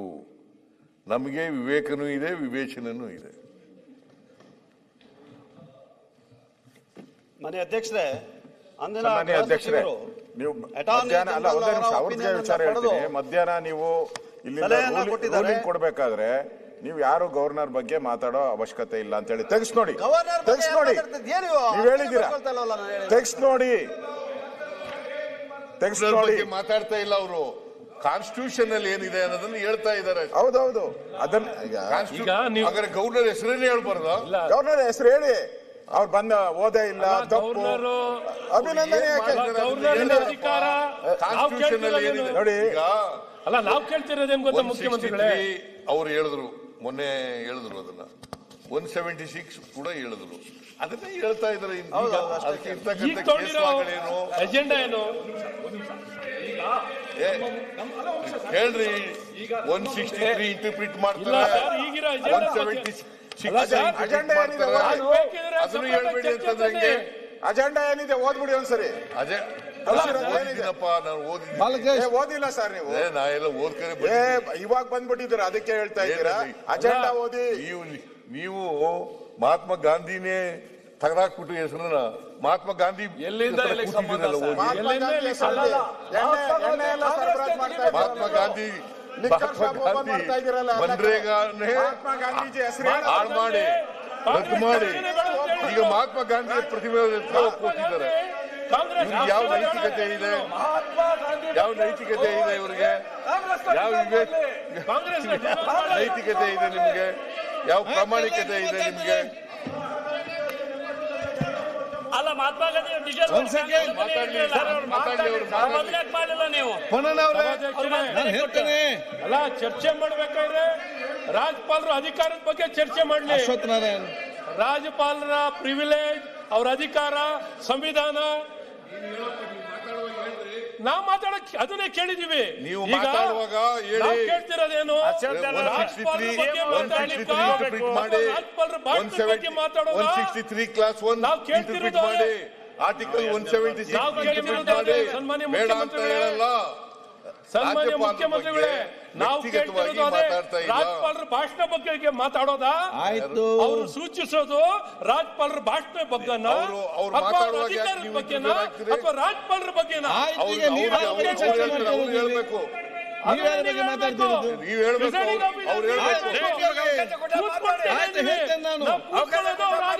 ಆಯ್ತು, ಅವ್ರು ಈಗ ಮಾತಾಡಿ ಚಾನ್ಸ್ ಮಾತಾಡ್ತಾರೆ. ನೀವ್ ಹೇಳ್ಬೇಕು, ನೀವು ಕೂತಿರ್ಬೇಕು ಹೇಳಿ ನಾವು. ಕೇಳಿ. ನಾವು ಹೇಳ್ತಿಲ್ಲ, ನಾವು ಸಭಾಧ್ಯಕ್ಷರು ಕೇಳ್ತಿದ್ದೀವಿ. ಕೂತ್ಕೊಳ್ಳಿ ಈಗ. ಪೊನ್ನಣ್ಣವ್ರೆ, ಕಾನ್ಸ್ಟಿಟ್ಯೂಷನ್ ಸಂಬಂಧಪಟ್ಟ ಆಯ್ತಪ್ಪ, ಹೇಳ್ದಕ್ಕೆ ನಿಮ್ಗೆ ಏನಾಗಿದೆ ಎಲ್ಲರಿಗೆ? ನಿಲ್ಲಪ್ಪ, ನಮ್ಗೆ ನಮಗೆ ಕಾನ್ಸ್ಟಿಟ್ಯೂಷನ್ ಬಗ್ಗೆ ಅರಿವಿಲ್ಲ.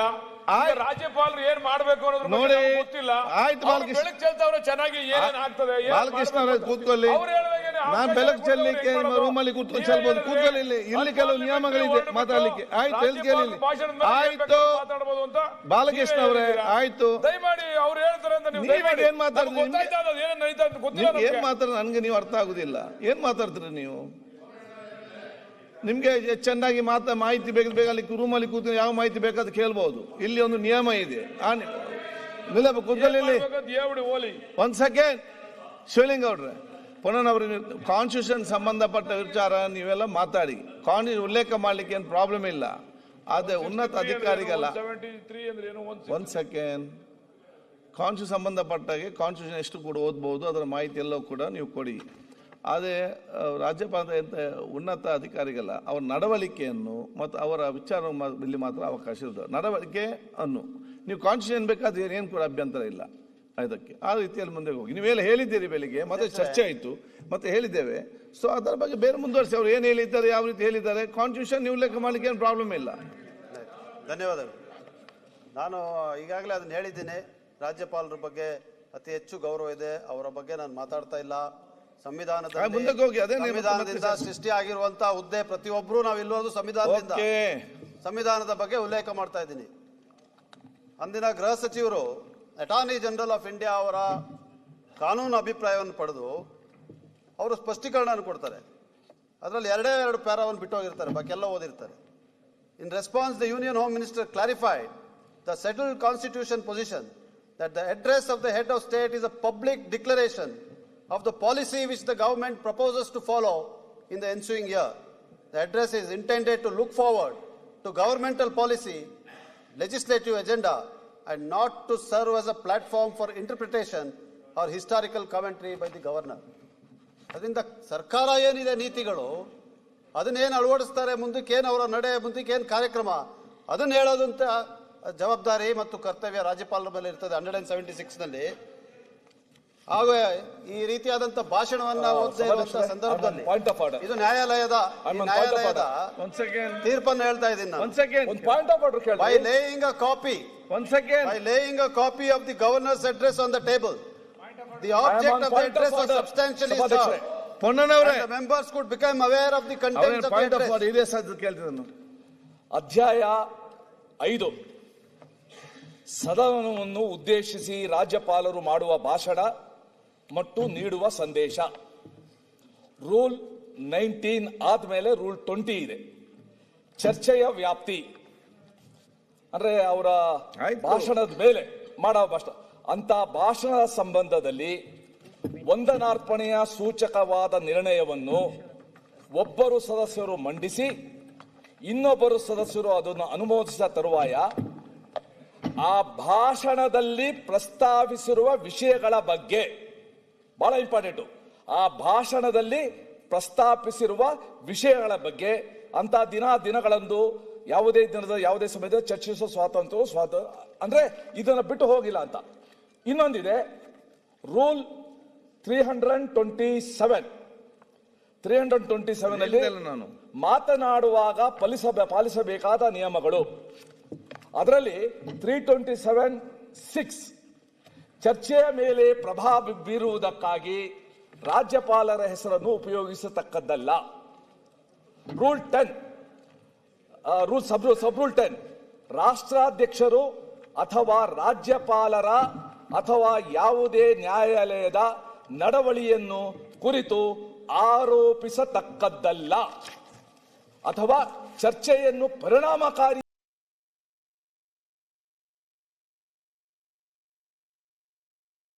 ಮಾಡುವ ಉದ್ದೇಶ. ಇಂತಹ ಸಂದರ್ಭಗಳನ್ನ ನಮ್ಮ ಕಾನೂನು ಭಾಷೆಯಲ್ಲಿ is no more recent settle is the position of law is well settled. ಅದನ್ನ ನಾನು ಉಲ್ಲೇಖ ಮಾಡ್ತಾ ಇದ್ದೀನಿ. ಇದೇನಾಗಿದೆ ಈ ಪ್ರಕರಣದಲ್ಲಿ, ಇದು ವೆಸ್ಟ್ ಬೆಂಗಾಲ್ ನಲ್ಲಿ ನಡೆದಂತ ಪ್ರಕರಣ. By laying a copy of the ಇದೇನಾಗಿದೆ ಈ ಪ್ರಕರಣದಲ್ಲಿ, ಇದು ವೆಸ್ಟ್ ಬೆಂಗಾಲ್ ನಲ್ಲಿ ನಡೆದಂತ ಪ್ರಕರಣ. By laying a copy of the governor's address on the table, the object of the address was substantially served and the members could become aware of the contents of the address. But can one second ಮತ್ತೆ ಅದು ಚರ್ಚೆ ಆಗೋದು ಕೇಳಿ. ಈಗ point of order race ಮಾಡಿ ವಿಚಾರ ಹೇಳಿದ್ದಾರೆ, ನಾನು ವಿಚಾರ ಹೇಳ್ತೇನೆ. ಈಗ ಸರ್ಕಾರದ ಬಗ್ಗೆ ಏನಾದ್ರು ಹೇಳಿಕ್ಕಿದೆಯಾ? ಅಲ್ಲ, ಇದು ಮುಗಿಸ್ಬಿಡ್ತೀನಿ. 5 ನಿಮಿಷದಲ್ಲಿ ಮುಗಿಸ್ತೀನಿ ಇದು. ಆಮೇಲೆ ಆಯ್ತು, 1 second. What you say?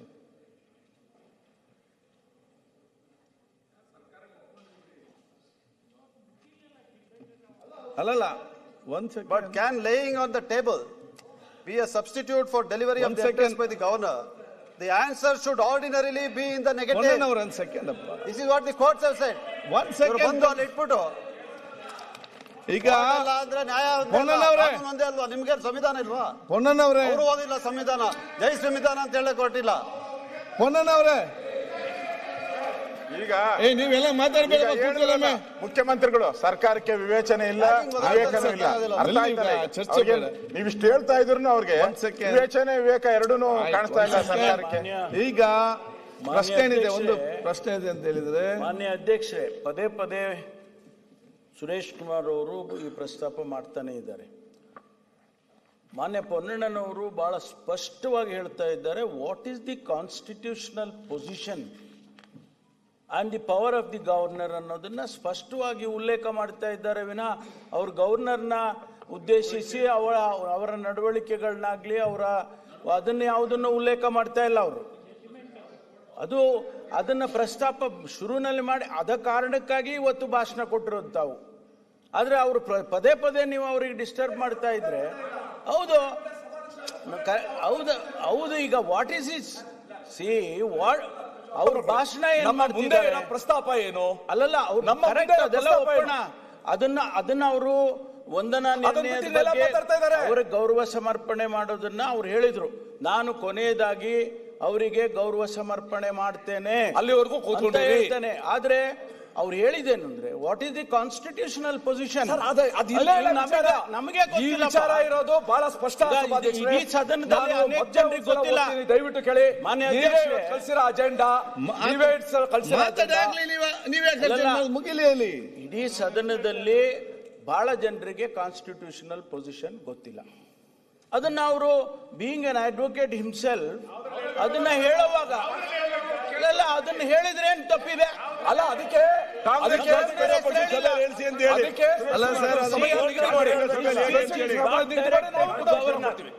His speech is not directed to governor.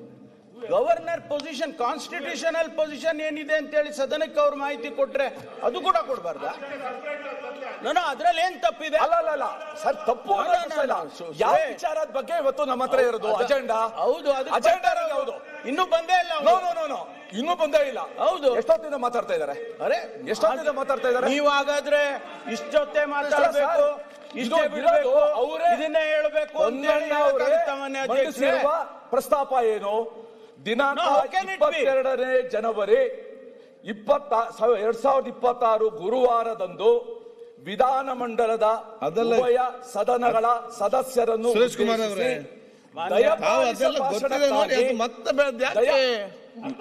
ನಾನು ಹೇಳ್ದಕ್ಕೆ ಕೇಳಿ. ಈಗ 1 ಸೆಕೆಂಡ್ ಅಪ್ಪ. ಎಲ್ಲ ಅರ್ಥ ಮಾಡುವವರೇ ಇರುವುದು, ಎಲ್ಲ ಬೇರೆಯವರಿಗೆ ಅರ್ಥ ಮಾಡೋದು ಕೂಡ ಅಲ್ಲದೆ ಸ್ವಯಂ ಅರ್ಥ ಮಾಡೋದ್ರಲ್ಲಿ ಸಮಸ್ಯೆ ಆಗಿದೆ. ಈಗ ನೀವೆಲ್ಲ ನಾನು ಹೇಳ್ದು ಕೇಳಿ, ಈಗ ತಾವು ಪಾಯಿಂಟ್ ಆಫ್ ಆರ್ಡರ್ ರೇಸ್ ಮಾಡಿದ್ದೀರಿ.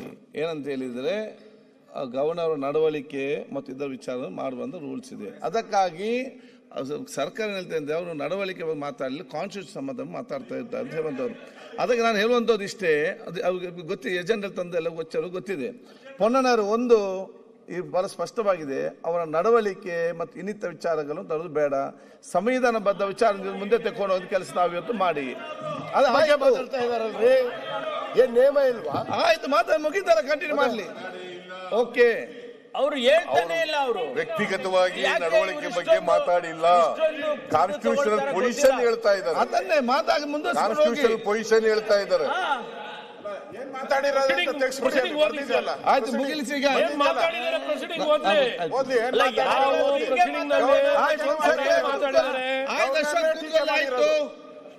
ಮನೋಹರ್ ಮುಂದುವರಿಸಿ ಸರ್. ರೂಲಿಂಗ್ ಏನ್ ಕೊಟ್ರಿ ಸರ್? ಹೇಳಿದೆ ನಾನು ಆಗ್ಲೇ, ಏನ್ ಹೇಳಿದ್ರಿ? ನಡವಳಿಕೆ ಸಂಬಂಧಪಟ್ಟ ಮಾತಾಡ್ಲಿಕ್ಕಿಲ್ಲ, ಕಾನ್ಸ್ಟಿಟ್ಯೂಷನ್ ವಿಚಾರ ಏನಿದೆ ಅದನ್ನು ಅವರಿಗೆ ಹೇಳ್ಬಹುದು.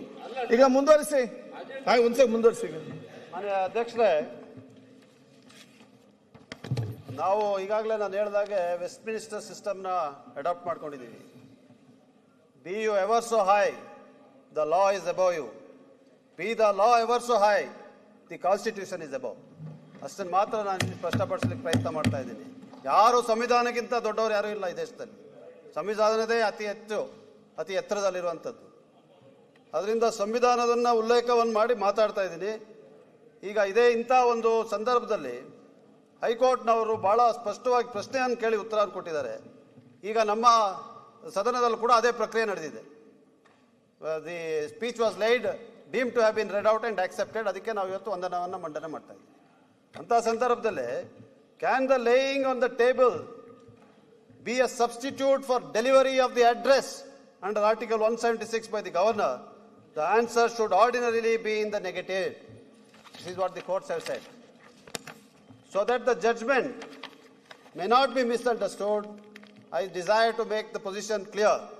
The provisions of Article 176 are mandatory.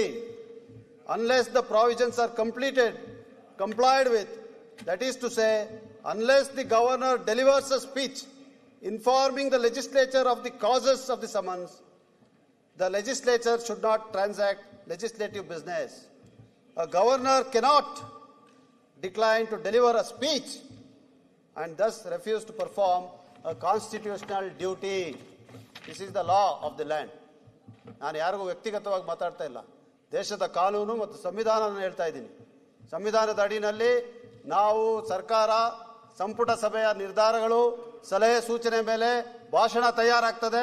ಆ ಭಾಷಣವನ್ನ ಕಡ್ಡಾಯವಾಗಿ ಇಲ್ಲಿ ಸದನದಲ್ಲಿ ಓದಿ ನಮ್ಮ ಶಾಸನವನ್ನು ನಡೆಸಲಿಕ್ಕೆ ಅವಕಾಶ ಮಾಡಿಕೊಡೋದು ಸಂವಿಧಾನ ಮತ್ತು ಸರ್ವೋಚ್ಚ ನ್ಯಾಯಾಲಯದ ತೀರ್ಪು. ಅದಾಗದೇ ಇರುವಂಥದ್ದು ನನಗೆ ನೋವನ್ನು ಉಂಟು ಮಾಡಿದೆ ಅಂತ ಹೇಳೋದಕ್ಕೋಸ್ಕರ ನಾನು ಈ ಮಾತುಗಳನ್ನು ಹೇಳ್ತಾ ಇದ್ದೀನಿ. ಅದನ್ನು ಬಿಟ್ಟು ಬೇರೆ ಯಾವ ಟೀಕೆಯನ್ನು ನಾನು ಮಾಡಲಿಕ್ಕೆ ಹೋಗ್ತಾ ಇಲ್ಲ.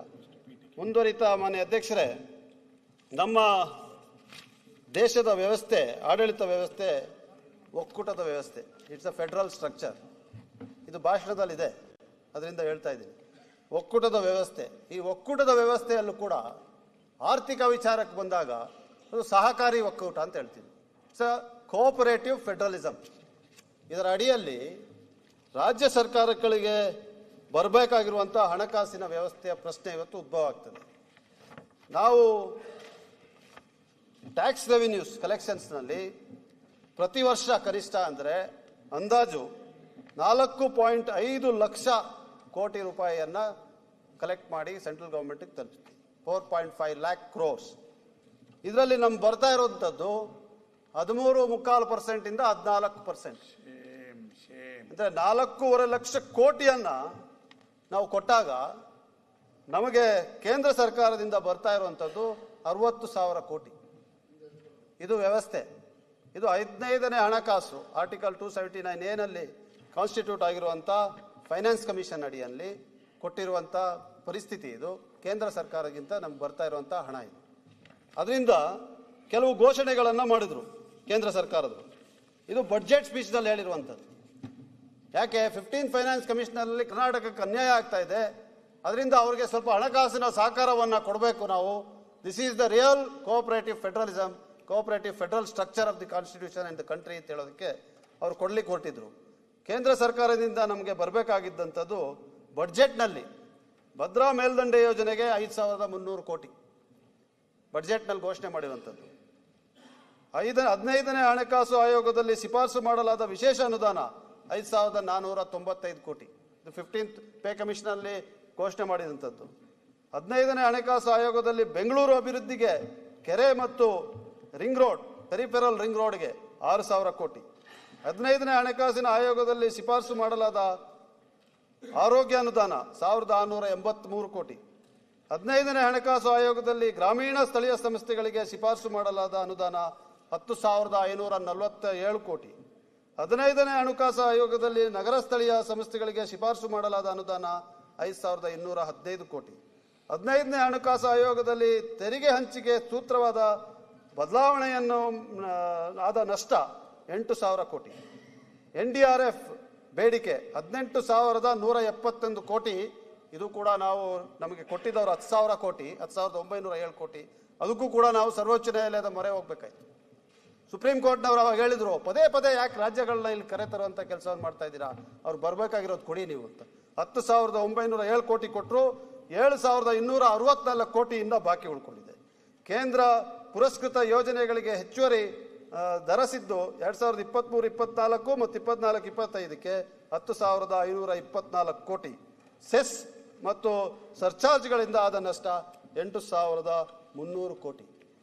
ಒಟ್ಟಾಗಿ 1,25,559 ಕೋಟಿ ರೂಪಾಯಿ ಕೇಂದ್ರದಿಂದ ರಾಜ್ಯಕ್ಕೆ ಬರುವಂಥ ಹಣಕಾಸಿನ ವ್ಯವಸ್ಥೆ ಇವತ್ತು ನಮಗೆ ನಷ್ಟ ಉಂಟಾಗಿದೆ. ಕೇಂದ್ರದ ಸರ್ಕಾರ ಇದರ ಪ್ರಕಾರ ನಡ್ಕೊಂಡಿಲ್ಲ. ಇದು ಬಹಳ ದೊಡ್ಡ ಆಘಾತಕಾರಿಯಾದಂಥ ವಿಚಾರ ಅಂತ ನಾನು ಹೇಳಲಿಕ್ಕೆ ಇವತ್ತು ಬಯಸ್ತಾ ಇದ್ದೀನಿ. ನಮ್ಮ ಒಕ್ಕೂಟ ವ್ಯವಸ್ಥೆಗೆ ಒಂದು ಧಕ್ಕೆ. ಕೋಆಪರೇಟಿವ್ ಫೆಡರಲಿಸಮ್ ಅಂದಾಗ ನಾವೆಲ್ಲ ಕೂಡ ಸಹಕಾರ ವ್ಯವಸ್ಥೆಯಲ್ಲಿ ಬದುಕಬೇಕಾಗ್ತದೆ. ರಾಜ್ಯಕ್ಕೆ ತನ್ನದೇ ಆದ ಅಧಿಕಾರ ವ್ಯಾಪ್ತಿ ಇದೆ, ಕೇಂದ್ರಕ್ಕೆ ತನ್ನದೇ ಆದಂಥ ಅಧಿಕಾರ ವ್ಯಾಪ್ತಿ ಇದೆ. These are called as fields of legislation 7th ಶೆಡ್ಯೂಲ್ನಲ್ಲಿ. ಆದರೆ ಹಣಕಾಸಿನ ವ್ಯವಸ್ಥೆ, ನಾವು ಕೊಡುವಂಥ ಹಣ, ನಮ್ಮ ಇಲ್ಲ ನಾಗರಿಕರಿಂದ ಸಂಗ್ರಹ ಆಗುವಂಥ ತೆರಿಗೆ ಹಣ, ಇದರಿಂದ ಬರಬೇಕಾಗಿರೋ ಪಾಲ್ ಬರಲ್ಲ. ಅವ್ರು ಕೊಡ್ತೀನಿ ಅಂತ ಘೋಷಣೆ ಮಾಡಿದಂಥ ಬಡ್ಜೆಟ್ ಪುಸ್ತಕದಲ್ಲಿ ಘೋಷಣೆ ಮಾಡಿರುವಂಥ ಹಣ ಬರೋದಿಲ್ಲ. ಅದರಿಂದ ಇವತ್ತು ಈ ಫೆಡರಲ್ ಸ್ಟ್ರಕ್ಚರನ್ನು ಕೂಡ ಒಂದು ಪ್ರಶ್ನೆ ಮಾಡುವಂಥ ಪರಿಸ್ಥಿತಿ ಈ ದೇಶದಲ್ಲಿ ನಿರ್ಮಾಣ ಆಗಿದೆ. ಅದನ್ನು ಅದು ಭಾಷಣದಲ್ಲಿ ಇದನ್ನು ಹೇಳಿದ್ದೀವಿ ನಾವು ಸ್ಪಷ್ಟವಾಗಿ. ಈ ಹಣಕಾಸು ಬರಲಿಲ್ಲ ಅಂತ ಹೇಳಿದ್ರೆ ಹೇಗೆ ಅಭಿವೃದ್ಧಿ ಮಾಡೋದು? ರಾಜ್ಯ ನಡೆಸೋದು ಹೇಗೆ? ನಮ್ಮಿಂದ ಹಣ ತಗೊಂಡು ನಮ್ಗೆ ಹಣ ವಾಪಸ್ ಕೊಡ್ಲಿಲ್ಲ ಅಂತ ಹೇಳಿದ್ರೆ ರಾಜ್ಯಗಳನ್ನು ನಡೆಸೋದು ಹೇಗೆ? ಅದೇ ರೀತಿ ಬ್ಯಾಂಕಿಂದ ಬಂದಂತ ಆಂಧ್ರ ಪ್ರದೇಶದಲ್ಲಿ ಏನಾಯ್ತು, ಬಿಹಾರಲ್ಲಿ ಏನಾಯ್ತು, ಯಾವ ರೀತಿಯಾದಂಥ ಹಣಕಾಸಿನ ವ್ಯವಸ್ಥೆ ಕೇಂದ್ರ ಸರ್ಕಾರದಿಂದ ಅವ್ರಿಗೆ ಬಂತು, ಅವರ ಒಕ್ಕೂಟದಲ್ಲಿ ಅವ್ರು ಸೇರ್ಕೊಂಡಿದ್ದಾರೆ ಅಂತ ಹೇಳೋದಕ್ಕೆ ಇದಾಗಬಾರ್ದು. ಇದು ಕಾನ್ಸ್ಟಿಟ್ಯೂಷನ್ಗೆ ಆಗ್ತಾ ಇರುವಂಥ, ಸಂವಿಧಾನಕ್ಕೆ ಆಗ್ತಾ ಇರುವಂಥ ಅಪಚಾರ ಅಂತ ನಾನು ಹೇಳಲಿಕ್ಕೆ ಬಯಸ್ತಾ ಇದ್ದೀನಿ. ಮಾನ್ಯ ಅಧ್ಯಕ್ಷರೇ, ಈ ರೀತಿಯಾದಂಥ ಪರಿಸ್ಥಿತಿಯನ್ನು ರಾಜ್ಯ ಸರ್ಕಾರ ಎದುರಿಸಿದ್ರೂ ಕೂಡ ನಮ್ಮ ಒಕ್ಕೂಟ ವ್ಯವಸ್ಥೆಯ ಬಗ್ಗೆ ನಾನು ಮಾತಾಡ್ತಾ ಭಾಳ ಮುಖ್ಯವಾದಂಥ ಒಂದು ಬೆಳವಣಿಗೆ ಇತ್ತೀಚೆಗೆ ಆಗಿರುವಂಥದ್ದನ್ನು ಕೂಡ ನಾವು ಮಾತಾಡಲೇಬೇಕಾಗ್ತದೆ. ಹಲವಾರು ರಾಜ್ಯ ಮಟ್ಟದಿಂದ ಬರಬೇಕಾದಂಥ ಕಾರ್ಯಕ್ರಮಗಳು, ನಮಗೆ ಯೋಜನೆಗಳು ಕೂಡ ಅದು ಕೂಡ ನಮಗೆ ಬಂದಿಲ್ಲ. ಅದನ್ನು ಕೂಡ ನಾನು ಓದಿ ಹೇಳಿದ್ದೀನಿ ಈಗ. ಮತ್ತು ಭಾಳ ಮುಖ್ಯವಾಗಿ ಇವತ್ತು Mahatma Gandhi national rural employment guarantee act 2005, ಇದನ್ನು ಒಂದು ರೀತಿಯಾದಂಥ ನಿಜವಾದಂಥ ಸಹಕಾರಿ ವ್ಯವಸ್ಥೆಯನ್ನು ಕಾಪಾಡಿದಂಥ ಒಂದು ಯೋಜನೆ ಇದು. ಮಹಾತ್ಮ ಗಾಂಧಿ ರೂರಲ್ ಎಂಪ್ಲಾಯ್ಮೆಂಟ್ ಅಂದರೆ ಉದ್ಯೋಗ ಖಾತ್ರಿ ಅಂತ ನಾವು ಕರ್ನಾಟಕದಲ್ಲಿ ಮಹಾತ್ಮ ಗಾಂಧಿ ಉದ್ಯೋಗ ಖಾತ್ರಿ ಕಾನೂನು. ಇದು ಮಹಾತ್ಮ ಗಾಂಧಿ ಅವರ ಹೆಸರು ಬರೀ ಹೆಸರಿಗೋಸ್ಕರ ಕೊಟ್ಟಿಲ್ಲ. ಮಹಾತ್ಮ ಗಾಂಧಿ ಅವರ ಕನಸು ಏನಿತ್ತು ಅಂತ ಹೇಳಿದ್ರೆ, ಎಲ್ಲಿ ಗ್ರಾಮೀಣ ಪ್ರದೇಶಗಳು, ಗ್ರಾಮಗಳಿದೆ, ಅಲ್ಲಿಯ ಜನರ ಬದುಕು ಅವ್ರು ಅಲ್ಲೇ ಕಟ್ಕೊಂಡಂಥ ಶಕ್ತಿ ಅವರು ಕೊಡಬೇಕು. ಅವ್ರು ಯಾವ ಕಾರಣಕ್ಕೂ ಕೂಡ ಬಟ್ಟೆ, ಊಟ, ಮನೆ ಹುಡುಕಿ ನಗರ ಪ್ರದೇಶಗಳಿಗೆ ಬರಬಾರ್ದು. ನಾವು ನಮ್ಮ ಗ್ರಾಮೀಣ ಭಾಗವನ್ನು ಅಭಿವೃದ್ಧಿಪಡಿಸಬೇಕು. ಅಲ್ಲಿ ಅವರಿಗೆ ಶಕ್ತಿಯನ್ನು ತುಂಬಬೇಕು. ಸ್ವಾವಲಂಬಿತರಾಗಿ ಅವರವರ ಬದುಕನ್ನು ಸ್ವಾಭಿಮಾನದಿಂದ ಬದುಕುವಂಥ ರೀತಿಯಲ್ಲಿ ಇರಬೇಕು. The heart of India lies in its villages ಅಂತ ಹೇಳಿದರು ಮಹಾತ್ಮ ಗಾಂಧಿ. ಅದಕ್ಕೆ ಅವರ ಕನಸನ್ನು ನೆನೆಸ್ಮಾಡುವಂಥ ಯೋಜನೆ ಇದು. ಅಲ್ಲಿರುವಂಥ ಪ್ರತಿಯೊಬ್ಬ ಗ್ರಾಮೀಣ ಭಾಗದಲ್ಲಿರುವಂಥ ಬಡ ಕುಟುಂಬದವನಿಗೆ, ಶೋಷಿತನಿಗೆ, ಹಿಂದುಳಿದ ವರ್ಗದವರಿಗೆ, ನಾವು ಮಹಿಳೆಯರಿಗೆ ಉದ್ಯೋಗವನ್ನು ಕೊಡಬೇಕು. ಅವರು ಭಾಳ ಒಂದು ಸುಂದರವಾದಂಥ ಬದುಕನ್ನು ಕಟ್ಟಲಿಕ್ಕೆ ನಾವು ಅವಕಾಶವನ್ನು ಮಾಡಿಕೊಡ್ಬೇಕು ಅಂತ ಹೇಳುವಂಥ ಕಲ್ಪನೆಯನ್ನು ಪೂರೈಸೋದಕ್ಕೆ 2005ರಲ್ಲಿ ಕಾನೂನನ್ನು ತಂದಿರುವಂಥ ಮಹಾತ್ಮ ಗಾಂಧಿ ಅವರ ಹೆಸರನ್ನು ಕೊಟ್ಬಿಟ್ರು ಅಂತ ಹೇಳಿದ್ರೆ ಹೆಸರಿಗೋಸ್ಕರ ಕೊಟ್ಟಿರುವಂಥದ್ದಲ್ಲ. ಮಹಾತ್ಮ ಗಾಂಧಿ ಅವರ ನಿಜವಾದಂಥ ಕಲ್ಪನೆಯನ್ನು ಪೂರೈಸಬೇಕು. ಅವರು ಏನು ಈ ದೇಶದ ಭವಿಷ್ಯವನ್ನು ಊಹಿಸಿದ್ರು ಅದನ್ನು ಪೂರೈಸಬೇಕು ಅಂತ ಹೇಳಿ ನಾವು ಕೊಟ್ಟಿದ್ವಿ.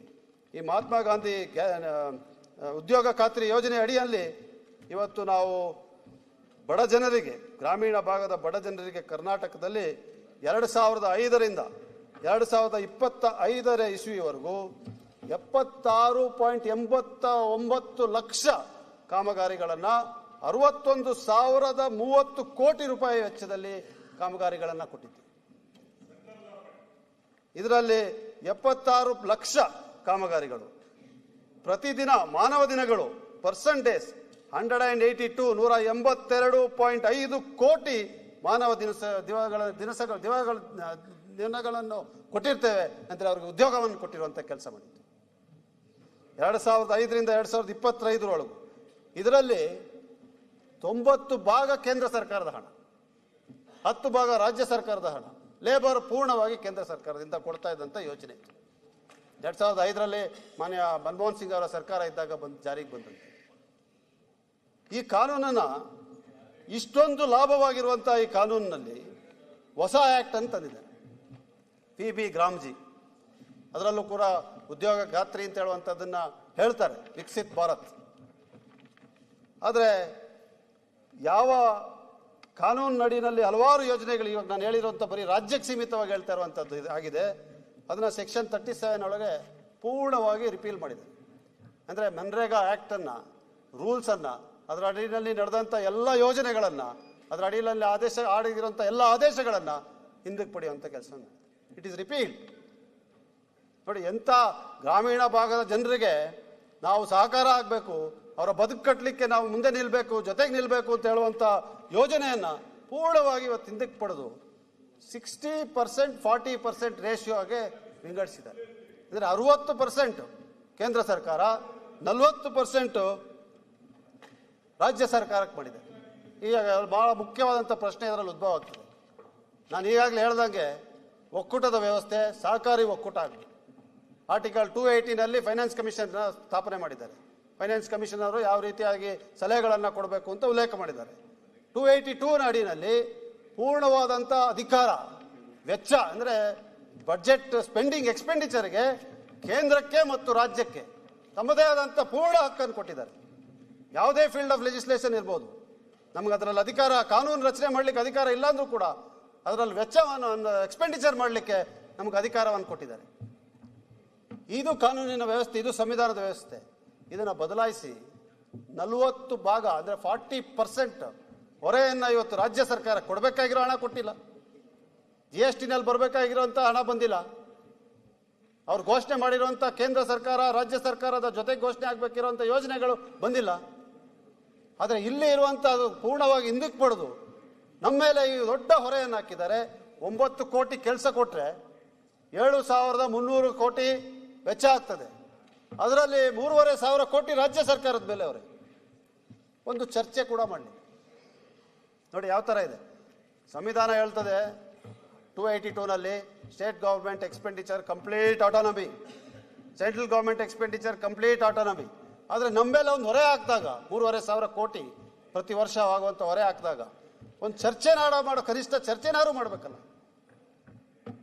ಈ ಚರ್ಚೆನೇ ಇಲ್ಲದೆ ಅಂತ ರೀತಿಯಲ್ಲಿ ಈ ಕಾನೂನನ್ನು ತಂದು ಈಗ ರಾಜ್ಯಗಳ ಮೇಲೆ ಇರುವಂಥ ಕೆಲಸವನ್ನು ಮಾಡಿದೆ. ಇದ್ದಂಥ ಮನ್ರೇಗಾ ಆ್ಯಕ್ಟ್ ಅಡಿಯಲ್ಲಿ ನಮ್ಮ ಸ್ಥಳೀಯ ಪಂಚಾಯತ್ ರಾಜ್ ವ್ಯವಸ್ಥೆಯಲ್ಲಿ ಸಂವಿಧಾನಿಕವಾದಂಥ ಹುದ್ದೆಯಾಗಿ ಸಂವಿಧಾನಿಕ ಸ್ಥಾನಮಾನವನ್ನು ಮಾನ್ಯ ರಾಜೀವ್ ಗಾಂಧಿ ಅವರು ಪ್ರಧಾನಮಂತ್ರಿ ಇದ್ದಾಗ ಸಂಸತ್ನಲ್ಲಿ ಜಾರಿ ಮಾಡಿದರು. 74th amendment. ಎಲ್ಲ ಪ್ರತಿಯೊಂದು ಪಂಚಾಯಿತಿ ಕೂಡ ಸಂವಿಧಾನಿಕ ಸಂಸ್ಥೆ ಆಯಿತು. ಯಾಕೆ ಅಂತ ಹೇಳಿದ್ರೆ 73rd ಅಮೆಂಡ್ಮೆಂಟ್. ಅದರಿಂದ ಯಾಕೆ ಇದಕ್ಕೆ ಕಾರಣ ಏನು ಅಂತ ಹೇಳಿದ್ರೆ, ನಾವು ಕೆಳ ಬುಡಮಟ್ಟದಿಂದ ಆಡಳಿತವನ್ನು ಕೊಡಬೇಕು, ಅಧಿಕಾರವನ್ನು ಕೊಡಬೇಕು, ಸ್ಥಳೀಯವಾಗಿ ನಮ್ಮ ಸಮಾಜ ಬೆಳಿಬೇಕು ಅಂತ ಹೇಳುವಂಥ ಉದ್ದೇಶದಿಂದ ಮಾಡಿದಂಥ ಸಂವಿಧಾನಿಕ ತಿದ್ದುಪಡಿ, ನಂತರ ತಂದಂಥ ಕಾನೂನು.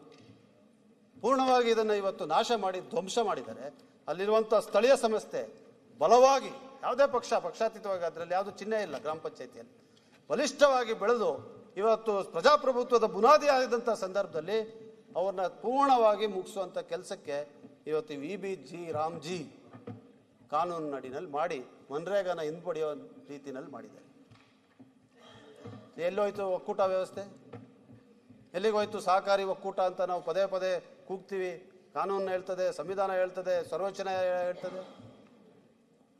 ಯಾವುದೇ ರೀತಿಯಾದಂಥ ಚರ್ಚೆ ಇಲ್ಲದೆ ಈ ಕಾನೂನನ್ನು ತಂದು ಈಗ ಲೋಕಲ್ ಸೆಲ್ಫ್ ಗವರ್ನೆನ್ಸ್ ಏನಿದೆ ಅದನ್ನ ಪೂರ್ಣವಾಗಿ ನಾಶ ಮಾಡುವಂಥ ಕೆಲಸವನ್ನು ಮಾಡಿದ್ದಾರೆ.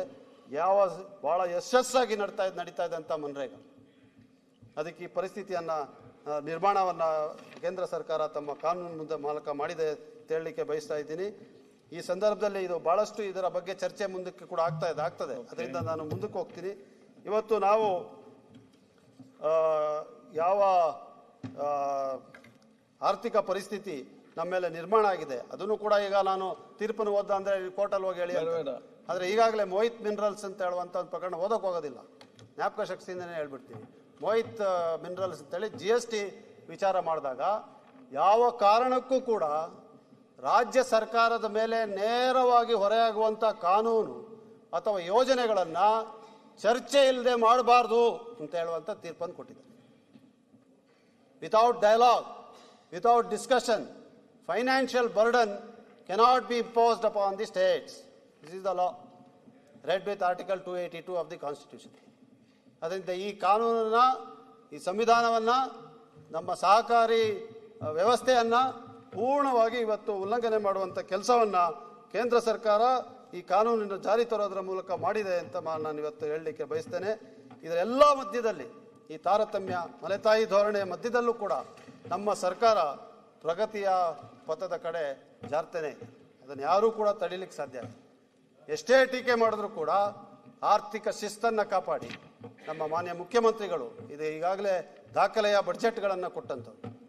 ಯಾವ ಕಾರಣಕ್ಕೂ ಕೂಡ ನಾವು ಫೈನಾನ್ಸ್ ಡಿಸಿಪ್ಲಿನ್ ಆ್ಯಕ್ಟನ್ನು ವೈಲೇಟ್ ಮಾಡಬಾರ್ದು ಅಂತ ಪದೇ ಪದೇ ಹೇಳಿ, ಅದು ಫಿಸಿಕಲ್ ಡೆಫಿಸಿಟ್ ಎಷ್ಟಿದ್ರೂ ಕೂಡ ಅದನ್ನು ನಿಯಂತ್ರಣದಲ್ಲಿ ಇಟ್ಕೊಂಡು, ಮತ್ತು ಡೆಟ್ GDP ರೇಷಿಯೋವನ್ನು 25%, 26% ಒಳಗಡೆ ಇಟ್ಟು ಇವತ್ತು ಬಡ್ಜೆಟನ್ನು ಕೊಟ್ಟು ಭಾಳ ಮುಖ್ಯವಾಗಿ ಸಾಮಾಜಿಕ ಭದ್ರತೆ ಮತ್ತು ಸಾಮಾಜಿಕ ನ್ಯಾಯದ ಅಡಿ ಕಾರ್ಯಕ್ರಮಗಳನ್ನು ನಮ್ಮ ರಾಜ್ಯ ಸರ್ಕಾರ ಇವತ್ತು ನಮ್ಮ ಜನರಿಗೆ ಘೋಷಣೆಯನ್ನು ಮಾಡಿದೆ ಅಂತ ಭಾಳ ಹೆಮ್ಮೆಯಿಂದ ನಾನು ಇವತ್ತು ಹೇಳಿ ಬಯಸ್ತೇನೆ. ನಮ್ಮ ಗ್ಯಾರಂಟಿಗಳು ಭಾಳ ಟೀಕೆ ಮಾಡಿಬಿಟ್ರು. ಗ್ಯಾರಂಟಿಗಳ ಬಗ್ಗೆ ನಾವು ಗ್ಯಾರಂಟಿಗಳನ್ನು ಕೊಟ್ಟಾಗ ಇದರಿಂದ ಏನಾಗ್ಬಿಡ್ತದೆ, ನಿಮ್ಮ ಕೈಯಲ್ಲಿ ಕೊಡೋಕ್ಕಾಗೋದಿಲ್ಲ ಅಂತ. ಇವತ್ತು ಕೂಡ ಮೊದಲನೇ ಅಧಿವೇಶನದಲ್ಲೇ ನಮ್ಮ ಮೇಲೆ ಪ್ರಾರಂಭ ಮಾಡಿದ್ರು, ನೀವು ಕೊಡೋದಿಲ್ಲ, ನಿಮ್ಮ ಕೈಲಿ ಕೊಡೋಕ್ಕಾಗಲ್ಲ ಅಂತ. ಕೊಟ್ಟ ಮೇಲೆ ಇದರಿಂದ ಯಾವ ಪ್ರಯೋಜನ ಆಗೋದಿಲ್ಲ, ಯಾರಿಗೂ ಸಿಕ್ಕೋದಿಲ್ಲ, ಸಿಕ್ಕಲಿಲ್ಲ ಅಂತ. ನೇರವಾಗಿ ಇವತ್ತು ನೇರವಾಗಿ ಫಲಾನುಭವಿಗಳ ಖಾತೆಗೆ ಪ್ರತಿಯೊಂದು ನಾವು ಕೊಟ್ಟಿರುವಂಥ ಗ್ಯಾರಂಟಿ ನೇರವಾಗಿ ಹೋಗ್ತಾ ಇದೆ. 1,16,706 ಕೋಟಿ ಈ ಗ್ಯಾರಂಟಿಗಳಿಗೆ ನಾವು ಅಲೋಕೇಟ್ ಮಾಡಿರುವಂಥದ್ದು. ಇದರ ಮೂಲಕ ಸಾಮಾಜಿಕ ಆರ್ಥಿಕ ಪರಿಸ್ಥಿತಿ ಏನಿದೆ, ಸೋಷಿಯೋ ಎಕನಾಮಿಕ್ ಇಂಪ್ಯಾಕ್ಟ್ ಸ್ಟಡಿಯನ್ನು ಕೂಡ ನಾವು ಮಾಡಿದ್ದೀವಿ. ಇದರಲ್ಲಿ ಆಹಾರ ಭದ್ರತೆ ಇರ್ಬೋದು ಮತ್ತು ಬಡತನದಿಂದ ನಿರ್ಮೂಲನೆಗಿರ್ಬೋದು ಆಗಿರುವಂಥದ್ದೇನು ಅಂತ ಹೇಳೋದ್ರ ಬಗ್ಗೆ ಇವತ್ತು ವರದಿ ಇದೆ. ನಾವು ಕೊಟ್ಟಂಥ ಗ್ಯಾರಂಟಿಗಳಿಂದ ಬಡತನ ಪರಿಹಾರಕ್ಕೆ ಮತ್ತು ಆಹಾರ ಭದ್ರತೆಗೆ ಆಗಿರುವಂಥ ಪರಿಹಾರ ಏನು ಅಂತ ಹೇಳೋದಕ್ಕೆ ನಮ್ಮ ಹತ್ರ ವರದಿಗಳಿದೆ.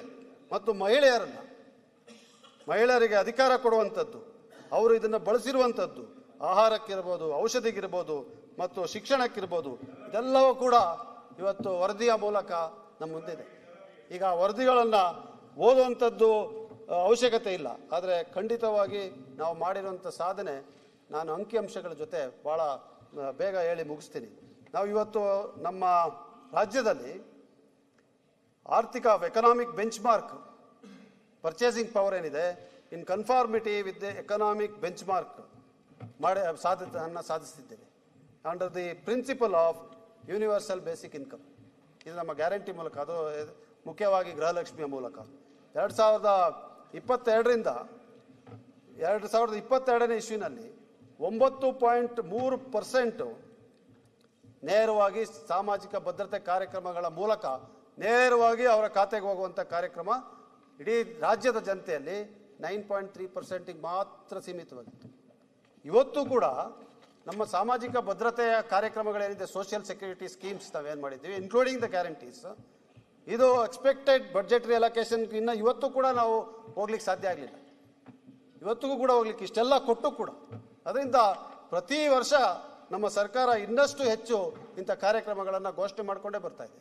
9.3% ಡೈರೆಕ್ಟ್ ಕ್ಯಾಶ್ ಟ್ರಾನ್ಸ್ಫರ್ ಇದ್ದಂಥ ಸಂದರ್ಭದಿಂದ ಇವತ್ತು 72.7% ಈ ರಾಜ್ಯದ ಜನತೆಗೆ ನೇರವಾಗಿ ಸಾಮಾಜಿಕ ಭದ್ರತಾ ಕಾರ್ಯಕ್ರಮ ನೇರವಾಗಿ ಅವರ ಖಾತೆಗಳಿಗೆ ಮುಟ್ಟುವಂಥ ಕೆಲಸ ಇದೆ. ಯಾರು ಮಧ್ಯವರ್ತಿಗಳಿಲ್ಲ, ಯಾರು ಕೂಡ ಮಧ್ಯವರ್ತಿಗಳಿಲ್ಲ. 9.3% 2022ರಿಂದ ಇವತ್ತು 72.7%, 72.7%. ಇವತ್ತು ನಾನು ಬರೀ ಗೃಹಲಕ್ಷ್ಮಿ ವಿಚಾರದಲ್ಲಿ ಮಾತಾಡ್ತಾ ಇದ್ದೀನಿ. ಶಕ್ತಿ ಯೋಜನೆ ಅಡಿಯಲ್ಲಿ ಇವತ್ತು ಪ್ರತಿಯೊಬ್ಬ ಮಹಿಳೆ 1,500ರಿಂದ 2,000 ರೂಪಾಯಿಯನ್ನು ಉಳಿತಾಯ ಮಾಡ್ತಾ ಇದ್ದಾರೆ. 19% ಇನ್ ದ ಸ್ಟೇಟ್, ರಾಜ್ಯದಲ್ಲಿ 19% ಮತ್ತು ಬೆಂಗಳೂರು ನಗರದಲ್ಲಿ 34% ಜನ ಒಳ್ಳೆಯ ಉದ್ಯೋಗವನ್ನು ಪಡ್ಕೊಂಡಿದ್ದಾರೆ ಶಕ್ತಿ ಯೋಜನೆಯಿಂದ. ಎಲ್ಲ ವರದಿ ಆಧಾರಿತವಾಗಿ ಮಾತಾಡ್ತಾ ಇದ್ದೀನಿ. ಶಕ್ತಿ ಯೋಜನೆಯಿಂದ ಆಗಿರುವಂಥ ಲಾಭಗಳ ಬಗ್ಗೆ ಹೇಳ್ತಾ ಇದ್ದೀನಿ. ಅನ್ನಭಾಗ್ಯದಿಂದ ಹಸು ಮುಕ್ತವಾದಂಥ ಕರ್ನಾಟಕದ ಕನಸು ಏನಿದೆ ಅದು ಇವತ್ತು ನೆನಸಾಗುವಂಥ ಹಾದಿಯಲ್ಲಿ ನಾವಿದ್ದೇವೆ.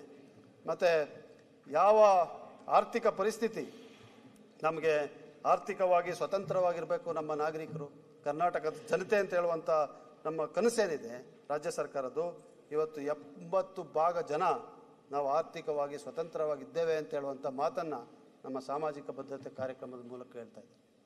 ನಾನು ಕೆಲವು ಉದಾಹರಣೆಗಳನ್ನ ತಮಗೆ ಕೊಡಲೇಬೇಕಾಗುತ್ತೆ ಈ ಸಂದರ್ಭದಲ್ಲಿ. ನಮ್ಮ ಬರೀ ಗೃಹಲಕ್ಷ್ಮಿ ವಿಚಾರದಲ್ಲಿ ಹೇಳಬೇಕಾದ್ರೆ ಪತ್ರಿಕೆಗಳಲ್ಲಿ ಬಂದಿರೋದನ್ನು ಹೇಳ್ತಾ ಇದ್ದೀನಿ. ಪ್ರಜಾವಾಣಿ ಪತ್ರಿಕೆಯಲ್ಲಿ ಬಂದಂಥದ್ದು, ಗೃಹಲಕ್ಷ್ಮಿ ಹಣದಲ್ಲಿ ಎಮ್ಮೆಗಳನ್ನು ಖರೀದಿಸಿದ ಸೊಸೆ, ಗೃಹಲಕ್ಷ್ಮಿ ಹಣ ಕೂಡಿಟ್ಟು ವಾಷಿಂಗ್ ಮಿಷಿನ್ ಖರೀದಿಸಿದ ಮಹಿಳೆ ವಿಜಯ ಕರ್ನಾಟಕ, ಗೃಹಲಕ್ಷ್ಮಿ ಹಣ ಸರ್ಕಾರಿ ಶಾಲೆಗೆ ದೇಣಿಗೆ ನೀಡಿದ ಆಶಾ ಕಾರ್ಯಕರ್ತೆ, ಸಮಾಜ ಸೇವೆಯನ್ನು ಕೂಡ ಮಾಡ್ತಾ ಇದ್ದಾರೆ ನಾವು ಕೊಡ್ತಾ ಇರುವಂಥ ಕಾರ್ಯಕ್ರಮದ ಮೂಲಕ. ಹೊಲಿಗೆ ಯಂತ್ರ ಖರೀದಿಗೆ ನೆರವಾದ ಗೃಹಲಕ್ಷ್ಮಿ, ಇದು ಕೂಡ ಪ್ರಜಾವಾಣಿಯಲ್ಲಿ ಬಂದಿರುವಂಥದ್ದು. ಹೀಗೆ ಅನೇಕ ಮಹಿಳೆಯರು ಗೃಹಲಕ್ಷ್ಮಿ, ಶಕ್ತಿ ಇಂಥ ಯೋಜನೆಯ ಮೂಲಕ ಗೃಹಲಕ್ಷ್ಮಿ ಹಣದಲ್ಲಿ ಮುಳ್ಳು ಕಂಟಿ ತೆರವು ವ್ಯವಸಾಯ ಮಾಡಲಿಕ್ಕೆ ಅವಕಾಶ ಮಾಡಿಕೊಟ್ಟು ಓದ್ತಾ ಹೋದರೆ ಇಡೀ ದಿವಸ ಓದ್ಬೋದು. ಇಂಥ ಹಲವಾರು ಮಹಿಳೆಯರು, ಬಡತನದಲ್ಲಿದ್ದಂಥವರು, ಶೋಷಣೆಗೆ ಒಳಗಾದಂಥವರು, ಇವರಿಗೆ ನಮ್ಮ ರಾಜ್ಯದಲ್ಲಿ ನೆರವನ್ನು ನಮ್ಮ ಗ್ಯಾರಂಟಿ ಮೂಲಕ ಕೊಟ್ಟಿದ್ದೇವೆ ಅಂತ ಹೇಳುವಂಥದ್ದು ಭಾಳ ಹೆಮ್ಮೆಯ ವಿಚಾರ ಅಂತ ಮಾನ್ಯ ಅಧ್ಯಕ್ಷರೇ ನಾನು ಇವತ್ತು ಹೇಳಲಿಕ್ಕೆ ಬಯಸ್ತಾ ಇದ್ದೀನಿ. ಇದಲ್ಲದೆ ನಾವು ಗ್ಯಾರಂಟಿಗಳಲ್ಲಿ ಅನ್ನಭಾಗ್ಯದ ಮೂಲಕ ಈಗಾಗಲೇ ಹೇಳಿದ್ದೀನಿ, ಯುವ ನಿಧಿ ಯೋಜನೆ ಅಡಿಯಲ್ಲಿ 28% ಜನರಿಗೆ ಸ್ಕಿಲ್ ಡೆವಲಪ್ಮೆಂಟ್ ಆಗಿದೆ, 20% ಜನಕ್ಕೆ ಆರ್ಥಿಕವಾಗಿ ಸ್ವತಂತ್ರರಾಗಿದೆ. ಇದು ಯುವ ನಿಧಿ ಯೋಜನೆಯಲ್ಲಿ ಮಾಡಿರುವಂಥ ಕೆಲಸ. ಮತ್ತು ಇದಷ್ಟೇ ಇಷ್ಟಕ್ಕೆ ನಾವು ಸೀಮಿತ ಅಲ್ಲ. ಇದನ್ನು ಗ್ಯಾರಂಟಿ ಸರ್ಕಾರ ಅಂತ ಹೇಳ್ತಾರೆ. ಬರೀ ಗ್ಯಾರಂಟಿಗೆ ಸೀಮಿತ ಅಲ್ಲ. ಈ ಗ್ಯಾರಂಟಿ ಆಗಿದ್ದ ಮೇಲೆ ನಂತರನೂ ಕೂಡ ಅನೇಕ ಕಾರ್ಯಕ್ರಮಗಳನ್ನು ಕೊಟ್ಕೊಂಡ್ಬಂದಿದ್ದೀವಿ. ಅದು ಮಹಿಳೆಯರಿಗೆ, ರೈತರಿಗೆ ಮತ್ತು ಬಡವರಿಗೆ. ಅಕ್ಕಪಡೆ ಎಂಬಂಥ ಯೋಜನೆಯನ್ನು ಪ್ರಾರಂಭ ಮಾಡಿದ್ದೀವಿ. ಕೃಷಿ ಭಾಗ್ಯ ಅಂತ ಹೇಳುವಂಥ ಯೋಜನೆ ಅಡಿಯಲ್ಲಿ ಇವತ್ತು 3,735 ಹೊಂಡಗಳನ್ನು, ಕೃಷಿ ಹೊಂಡಗಳನ್ನು 200 ಕೋಟಿ ರೂಪಾಯಿ ವೆಚ್ಚದಲ್ಲಿ ಈ ರಾಜ್ಯದಲ್ಲಿ ನಡೆದಿದೆ. ಮತ್ತು ಮಳೆ ಅತಿವೃಷ್ಟಿ ಆಗಿದೆ ಈ ವರ್ಷ ಬಹಳಷ್ಟು ಭಾಗದಲ್ಲಿ. ಮಳೆ ಹಾನಿಯಾದಂಥ ಸಂದರ್ಭದಲ್ಲಿ 14.21 ಲಕ್ಷ ಹೆಕ್ಟೇರ್ ನಷ್ಟಕ್ಕೆ SDRF ಅಡಿಯಲ್ಲಿ 1,032 ಕೋಟಿಯನ್ನು ಸೇರಿಸಿದ್ವಿ. 1,032 ಕೋಟಿಯನ್ನು ಸೇರಿಸಿ 2,250 ಕೋಟಿಗೆ ಬ್ಯಾಂಕ್ ಅಕೌಂಟ್ಗೆ 14,21,615 ಪೀಡಿತವಾದಂಥ ರೈತರ ಖಾತೆಗೆ ಹಣವನ್ನು ಕೊಡುವಂಥ ಕೆಲಸವನ್ನು ಮಾಡಿ. ಈ ವರ್ಷ ಆಗಿರುವಂಥದ್ದನ್ನು ಹೇಳ್ತಾ ಇದ್ದೀನಿ, ಮಳೆ ಹಾನಿಯಿಂದ ಆಗಿರುವಂಥದ್ದನ್ನು ಹೇಳ್ತಾ ಇದ್ದೀನಿ. ಮತ್ತು ಕ್ಷೀರಭಾಗ್ಯ, ಕ್ಷೀರಧಾರೆ ಅಂತ ಹೇಳುವಂಥ ಕಾರ್ಯಕ್ರಮದ ಮೂಲಕ ಹಾಲು ಉತ್ಪನ್ನಕರಿಗೆ ಬಾಕಿ ಇದ್ದಂಥ 600 ಕೋಟಿ ಹಿಂದಿನ ಸರ್ಕಾರದ್ದು, ಅದನ್ನು ಪೂರೈಸುವಂಥ ಕೆಲಸವನ್ನು ಮಾಡಿದ್ದೇವೆ. 4130 ಕೋಟಿಯನ್ನು ಅವರಿಗೆ ಟ್ರಾನ್ಸ್ಫರ್ ಮಾಡುವಂಥ ಕೆಲಸವನ್ನು ಕೂಡ ಮಾಡಿದ್ವಿ. ಅನುಗ್ರಹ ಯೋಜನೆ ಅಡಿಯಲ್ಲಿ 95.41 ಕೋಟಿ ರೂಪಾಯಿಯಲ್ಲಿ ಕುರಿ ಮತ್ತು ಮೇಕೆ ಸಾಗಾಣಿಕೆ ಸಹಕಾರವನ್ನು ಕೊಡುವಂಥ ಕೆಲಸ ಮಾಡಿದ್ವಿ. 379 ಲಕ್ಷ ದನಕರುಗಳಿಗೆ ವ್ಯಾಕ್ಸಿನೇಷನನ್ನು ಮಾಡುವಂಥ ಕೆಲಸ ಮಾಡಿದ್ವಿ. ನಮ್ಮ ಮೀನುಗಾರರಿಗೆ ಹೊಸ ಯೋಜನೆ, ಮೀನುಗಾರರಿಗೆ ಪ್ರತಿಯೊಬ್ಬರಿಗೂ ಕೂಡ 300 ಲೀಟರ್ ಅವರ ಬೋಟ್ಗಳನ್ನು, ದೋಣಿಗಳನ್ನು ಸಾಗಿಸಲಿಕ್ಕೆ 300 ಲೀಟರ್ಗೆ 35 ರೂಪಾಯಿ ಪ್ರತಿ ಲೀಟರ್ ಅಂತೆ ನಾವು ಅವರಿಗೆ ಸಬ್ಸಿಡಿಯನ್ನು ಕೊಟ್ಟು ಅವರಿಗೆ ಸಹಕಾರವನ್ನು ಕೊಡುವಂಥ ಕೆಲಸವನ್ನು ಮಾಡಿದ್ದೀವಿ ಮಾನ್ಯ ಅಧ್ಯಕ್ಷರೇ.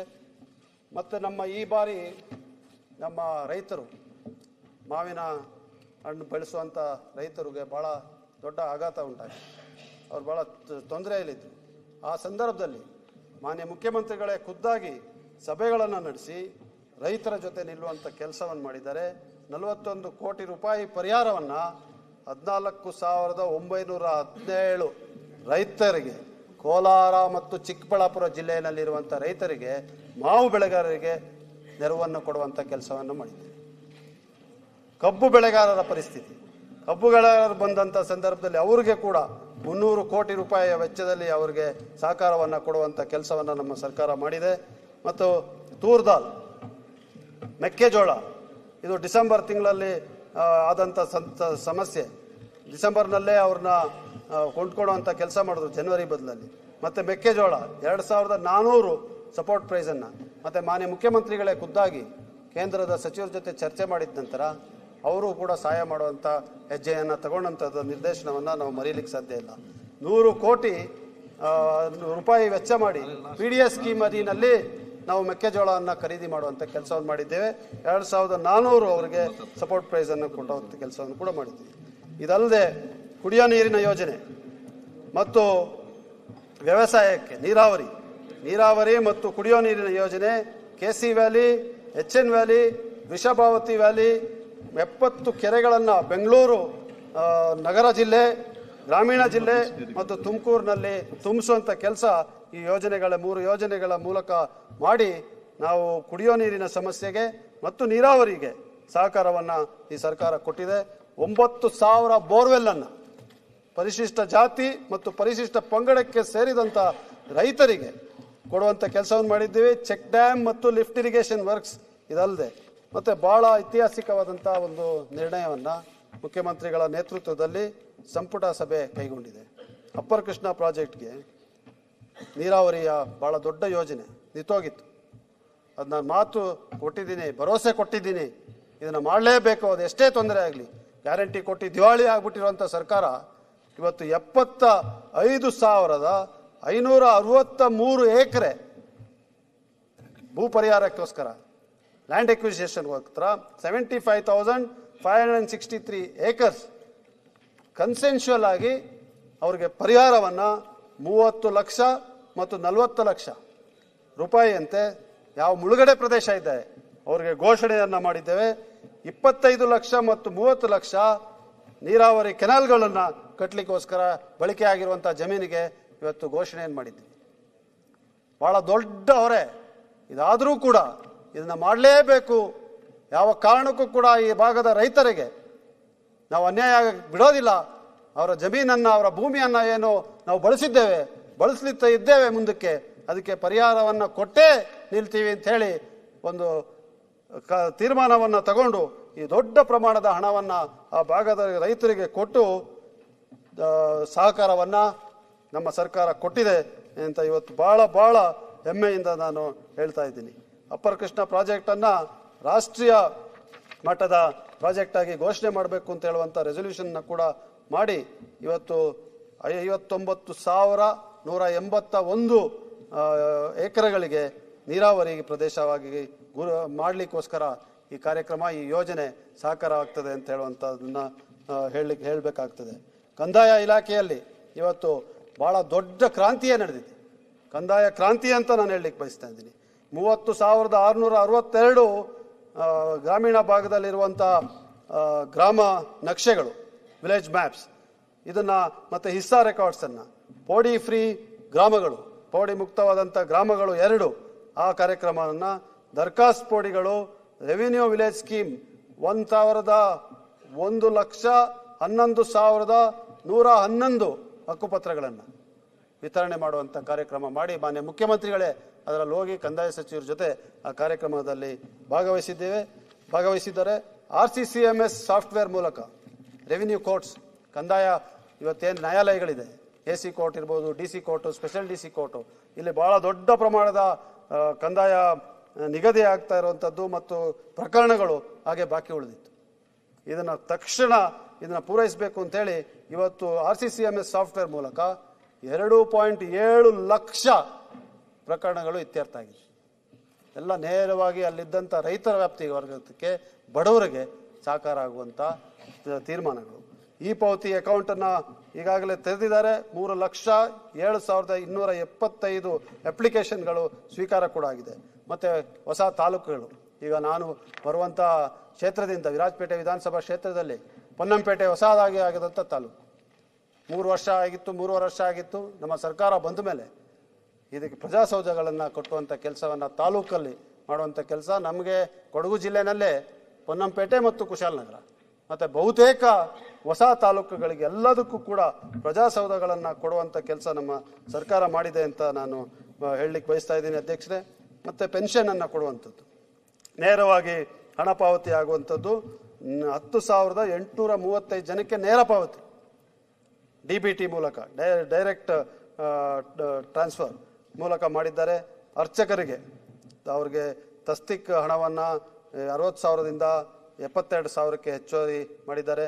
ಅವರು ಮರಣ ಹೊಂದಲ್ಲಿ 2 ಲಕ್ಷ ರೂಪಾಯಿ ಅವರಿಗೆ ಕಂಪನ್ಸೇಷನನ್ನು ಕೊಡುವಂಥ ಕೆಲಸವನ್ನು ಕೂಡ ಸರ್ಕಾರ ಒಂದು ಯೋಜನೆಯ ಮೂಲಕ ಘೋಷಣೆ ಮಾಡಿದೆ. ಮತ್ತು ಕರ್ನಾಟಕ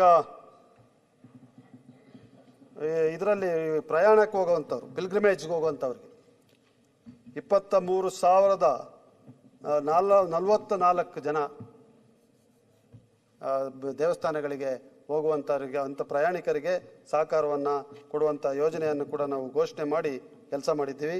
ಮತ್ತು ಬಿಯಾಂಡ್ ಬೆಂಗಳೂರು ಡೆವಲಪ್ಮೆಂಟ್ ಸ್ಕೀಮ್ ಅಂತ ಹೇಳಿ 20 ಲಕ್ಷ ಜನರಿಗೆ ಉದ್ಯೋಗವನ್ನು ಕೊಡುವಂಥ ಒಂದು ಸ್ಕೀಮನ್ನು ಕೂಡ ನಾವು ಪ್ರಾರಂಭ ಮಾಡಿ ಭಾಳ ಯಶಸ್ಸಾಗಿ ನಡೆಸಿದ್ದೇವೆ. ಇದಲ್ಲದೆ ನಾವು ಹೊರ ದೇಶಗಳಿಂದ ಬಂಡವಾಳ, ಭಾಳ ಯಾವುದೇ ಒಂದು ರಾಜ್ಯ ಮುಂದುವರಿಬೇಕಾದರೆ ಹೊರ ದೇಶದಿಂದ ಬಂಡವಾಳ ತಂದು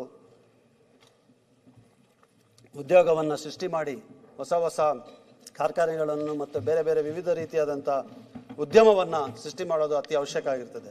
ಸೆಪ್ಟೆಂಬರ್ 2025-26ರವರೆಗೂ ಫಾರಿನ್ ಇನ್ವೆಸ್ಟ್ಮೆಂಟು 80,997 ಕೋಟಿ ನಮ್ಮಲ್ಲಿ ಬಂದಿರುವಂಥ ಹೊರ ದೇಶದ ಬಂಡವಾಳ.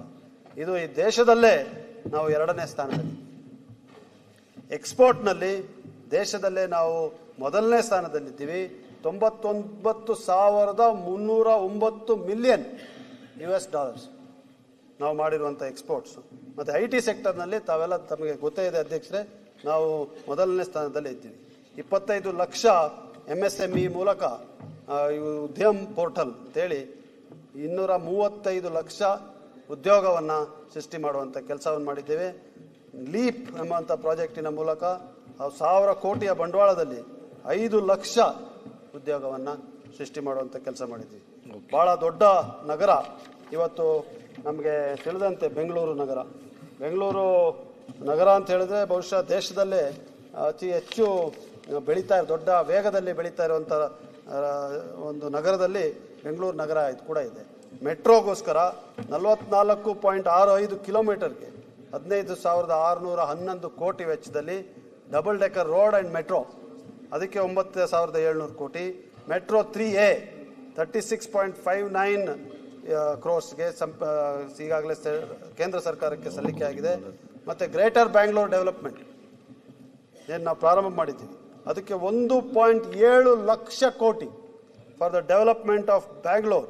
ಗ್ರೇಟರ್ ಬ್ಯಾಂಗ್ಳೂರ್ ಡೆವಲಪ್ಮೆಂಟ್ ಅಂದರೆ ಅದು ಮೆಟ್ರೋ ಇರ್ಬೋದು, ರಸ್ತೆಗಳಿರ್ಬೋದು, ವೈಟ್ ಟಾಪಿಂಗ್ ಇರ್ಬೋದು, ಬ್ರಿಡ್ಜ್ಗಳಿರ್ಬೋದು, ಉದ್ಯಾನವನಗಳಿರ್ಬೋದು, ಇದೆಲ್ಲ ಮತ್ತೆ ನಮ್ಮ ಘನತ್ಯಾಜ್ಯ ನಿವಾರಣೆಗಿರ್ಬೋದು, ಇದೆಲ್ಲದಕ್ಕೂ ಸೇರಿ ಇವತ್ತು ನಮ್ಮ ರಾಜ್ಯ ಸರ್ಕಾರ 1.7 ಲಕ್ಷ ಕೋಟಿ ವೆಚ್ಚವನ್ನು ನಿಗದಿ ಮಾಡಿ ಆ ಕೆಲಸವನ್ನು ಮಾಡ್ತಾ ಇದ್ದೇವೆ. ಮತ್ತು ಪ್ರಾದೇಶಿಕ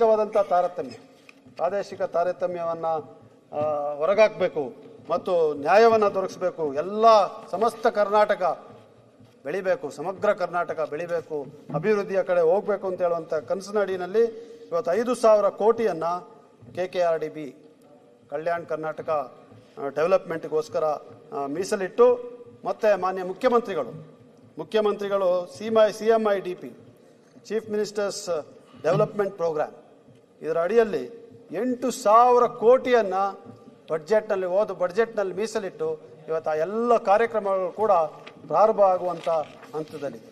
ಇದು ನಾವು ಮಾಡ್ತಾ ಇರುವಂಥ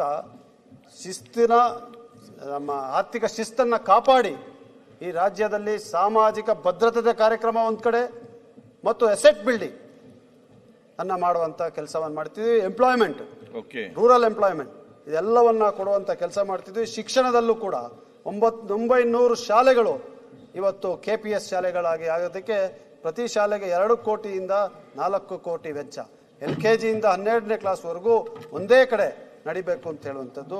ಮತ್ತು ನಾವು ಲೇಬರ್ ಕ್ಲಾಸ್ ಅವ್ರಿಗೆ ಇವತ್ತು ಲೇಬರ್ ವೆಲ್ಫೇರ್ ಬೋರ್ಡ್ ಮೂಲಕ 1,115 ಕೋಟಿಯನ್ನು 14.34 ಲಕ್ಷ ಫಲಾನುಭವಿಗಳಿಗೆ ನಾವು ಇವತ್ತು ಹಂಚಿಕೆಯನ್ನು ಮಾಡಿದ್ದೇವೆ.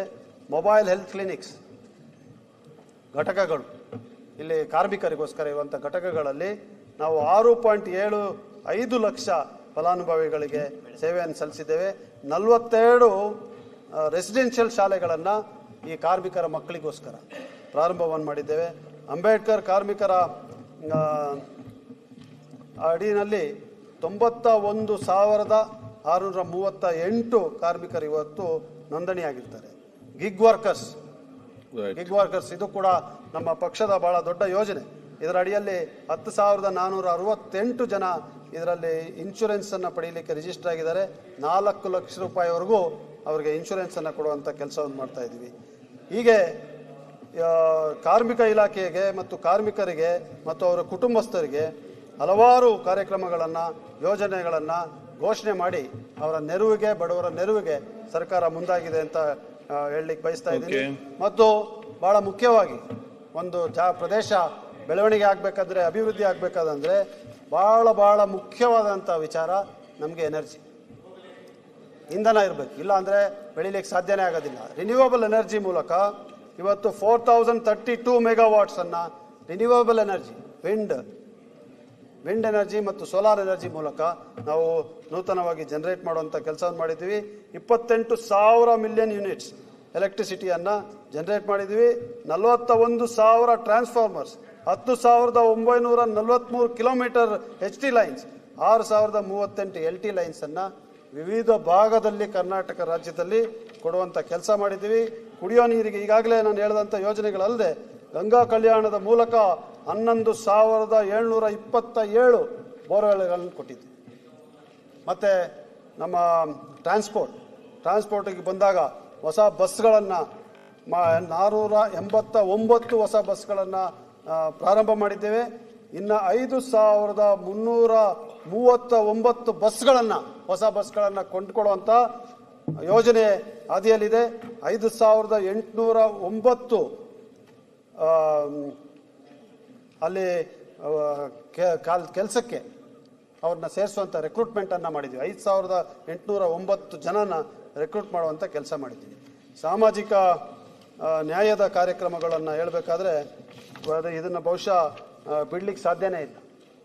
ಇಂಟರ್ನಲ್ ರಿಸರ್ವೇಷನ್ ನಾವು ಕೊಟ್ಟಿದ್ದೀವಿ. ಇದು ಐತಿಹಾಸಿಕ ಅಂತ ನಾನು ಹೇಳಲಿಕ್ಕೆ ಬಯಸ್ತಾ ಇದ್ದೀನಿ ಮಾನ್ಯ ಅಧ್ಯಕ್ಷರೇ. ಯಾರಿಗೂ ಕೂಡ ಬಹುಶಃ ಮಾನ್ಯ ಸಿದ್ದರಾಮಯ್ಯನವರ ಬದ್ಧತೆ ಇಲ್ಲದೆ ಇದನ್ನು ಕೊಡಲಿಕ್ಕೆ ಸಾಧ್ಯನೇ ಆಗ್ತಾ ಇದ್ದಿಲ್ಲ. ಅದರಿಂದ ನಾನು ಈ ನಾಡಿನ ಜನತೆ ಪರವಾಗಿ ಅವರಿಗೆ ಅಭಿನಂದನೆಗಳನ್ನು ಸಲ್ಲಿಸ್ತೀನಿ. ಯಾವ ರಿಪೋರ್ಟನ್ನು ತಕ್ಷಣ ಪಡೆದು ಜಸ್ಟಿಸ್ ನಾಗಮೋಹನ್ ದಾಸ್ ಅವರ ಕಡೆಯಿಂದ ವರದಿಯನ್ನು ಪಡೆದು ಅವರ ವರದಿಯನ್ನು ಆಧರಿಸಿ ಸಂಪುಟ ಸಭೆಯಲ್ಲಿ ಸುದೀರ್ಘವಾದಂಥ ಚರ್ಚೆಗಳನ್ನು ಮಾಡಿ ಅವರ ಸಂಪುಟ ಸಭೆಯಲ್ಲಿದ್ದಂಥ ಎಲ್ಲ ಅವರ ಸಹೋದ್ಯೋಗಿಗಳೊಂದಿಗೆ ಚರ್ಚೆಯನ್ನು ಮಾಡಿ ಅವರು ಇಂಟರ್ನಲ್ ರಿಸರ್ವೇಷನ್ನ ಕೊಡುವಂಥ ಕೆಲಸವನ್ನು, ಮೀಸಲಾತಿಯನ್ನು ಕೊಡುವಂಥ ಕೆಲಸ ಏನು ಮಾಡಿದ್ದಾರೆ. ಇದು ಐತಿಹಾಸಿಕವಾದಂಥ ಒಂದು ತೀರ್ಮಾನ. ಇದು ಬಹುಶಃ ನಮ್ಮ ಸರ್ಕಾರದ ಕೈಯಲ್ಲಿ ಮಾತ್ರ ಸಾಧ್ಯ ಆಗ್ತಾ ಇತ್ತು ಅಂತ ಹೇಳಿದ್ರೆ ತಪ್ಪಾಗಲಾರದು. ಹಾಗೆ SC SP TSP ಅಲ್ಲಿ 2025-26ಕ್ಕೆ 42,018 ಕೋಟಿಯನ್ನು ಕೊಡುವಂಥ ಕೆಲಸವನ್ನು ಮಾಡಿದ್ದೀವಿ. DCRE ಪೊಲೀಸ್ ಸ್ಟೇಷನ್ಗಳನ್ನು 930 ಕೋಟಿಯಲ್ಲಿ ತಮ್ಮ ಸ್ವಂತ ಕಟ್ಟಡಗಳನ್ನು ನಿರ್ಮಾಣ ಮಾಡುವಂಥ ಕೆಲಸ ಮಾಡಿದ್ದೇವೆ.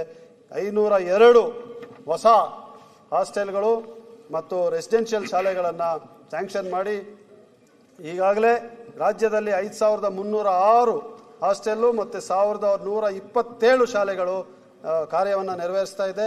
8.5 ಲಕ್ಷ ಮಕ್ಕಳಿಗೆ ಇಲ್ಲಿ ವಿದ್ಯಾಭ್ಯಾಸ ಮಾಡಲಿಕ್ಕೆ ಅವಕಾಶ ನಮ್ಮ ರಾಜ್ಯ ಸರ್ಕಾರ ಮಾಡಿಕೊಟ್ಟಿದೆ.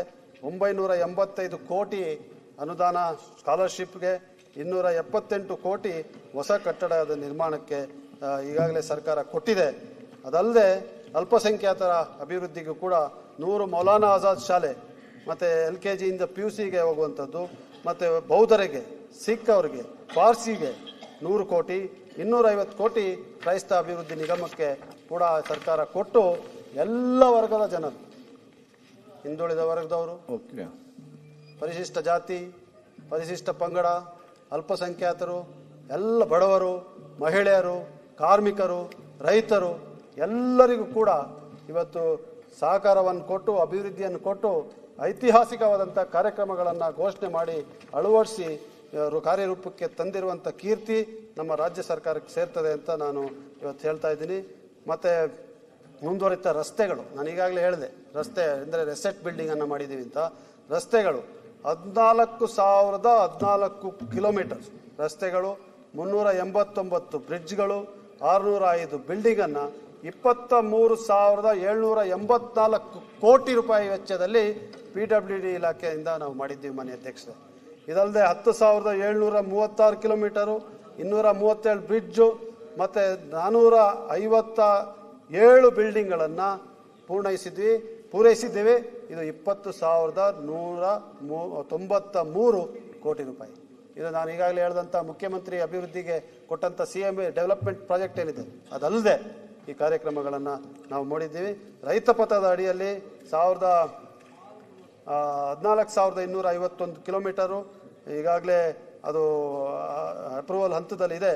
ಮತ್ತು ಪ್ರಗತಿ ಪಥದಲ್ಲಿ 7,110 ಕಿಲೋಮೀಟರ್ 5,190 ಕೋಟಿ ವೆಚ್ಚದಲ್ಲಿ ಪ್ರಾರಂಭವಾಗಲಿಕ್ಕೆ ಇನ್ನೇನು ಕೆಲವೇ ದಿನಗಳಲ್ಲಿ ಅದು ಪ್ರಾರಂಭ ಆಗ್ತದೆ.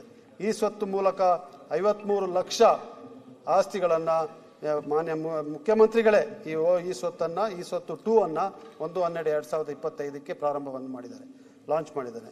ಮತ್ತು ಕಾನೂನು ಸುವ್ಯವಸ್ಥೆ, ಇವತ್ತು ಕಾನೂನು ಸುವ್ಯವಸ್ಥೆಯನ್ನು ತಾವು ಗಮನಿಸಿದ್ರೆ ಕಳೆದ 2.5 ವರ್ಷದಿಂದ ಯಾವುದೇ ಥರದಾದಂಥ ಅನಹಿತವಾದಂಥ ಘಟನೆಗಳು, ಕಮ್ಯುನಲ್ ಡಿಸ್ಟರ್ಬೆನ್ಸಸ್, ಕ್ಲಾಶಸ್ ಇದ್ಯಾವುದು ಕೂಡ ಆಗದಂಥ ರೀತಿಯಲ್ಲಿ ನಮ್ಮ ಸರ್ಕಾರ ಕಾನೂನು ಸುವ್ಯವಸ್ಥೆಯನ್ನು ಕಾಪಾಡುವಂಥ ಕೆಲಸ ಮಾಡಿದೆ.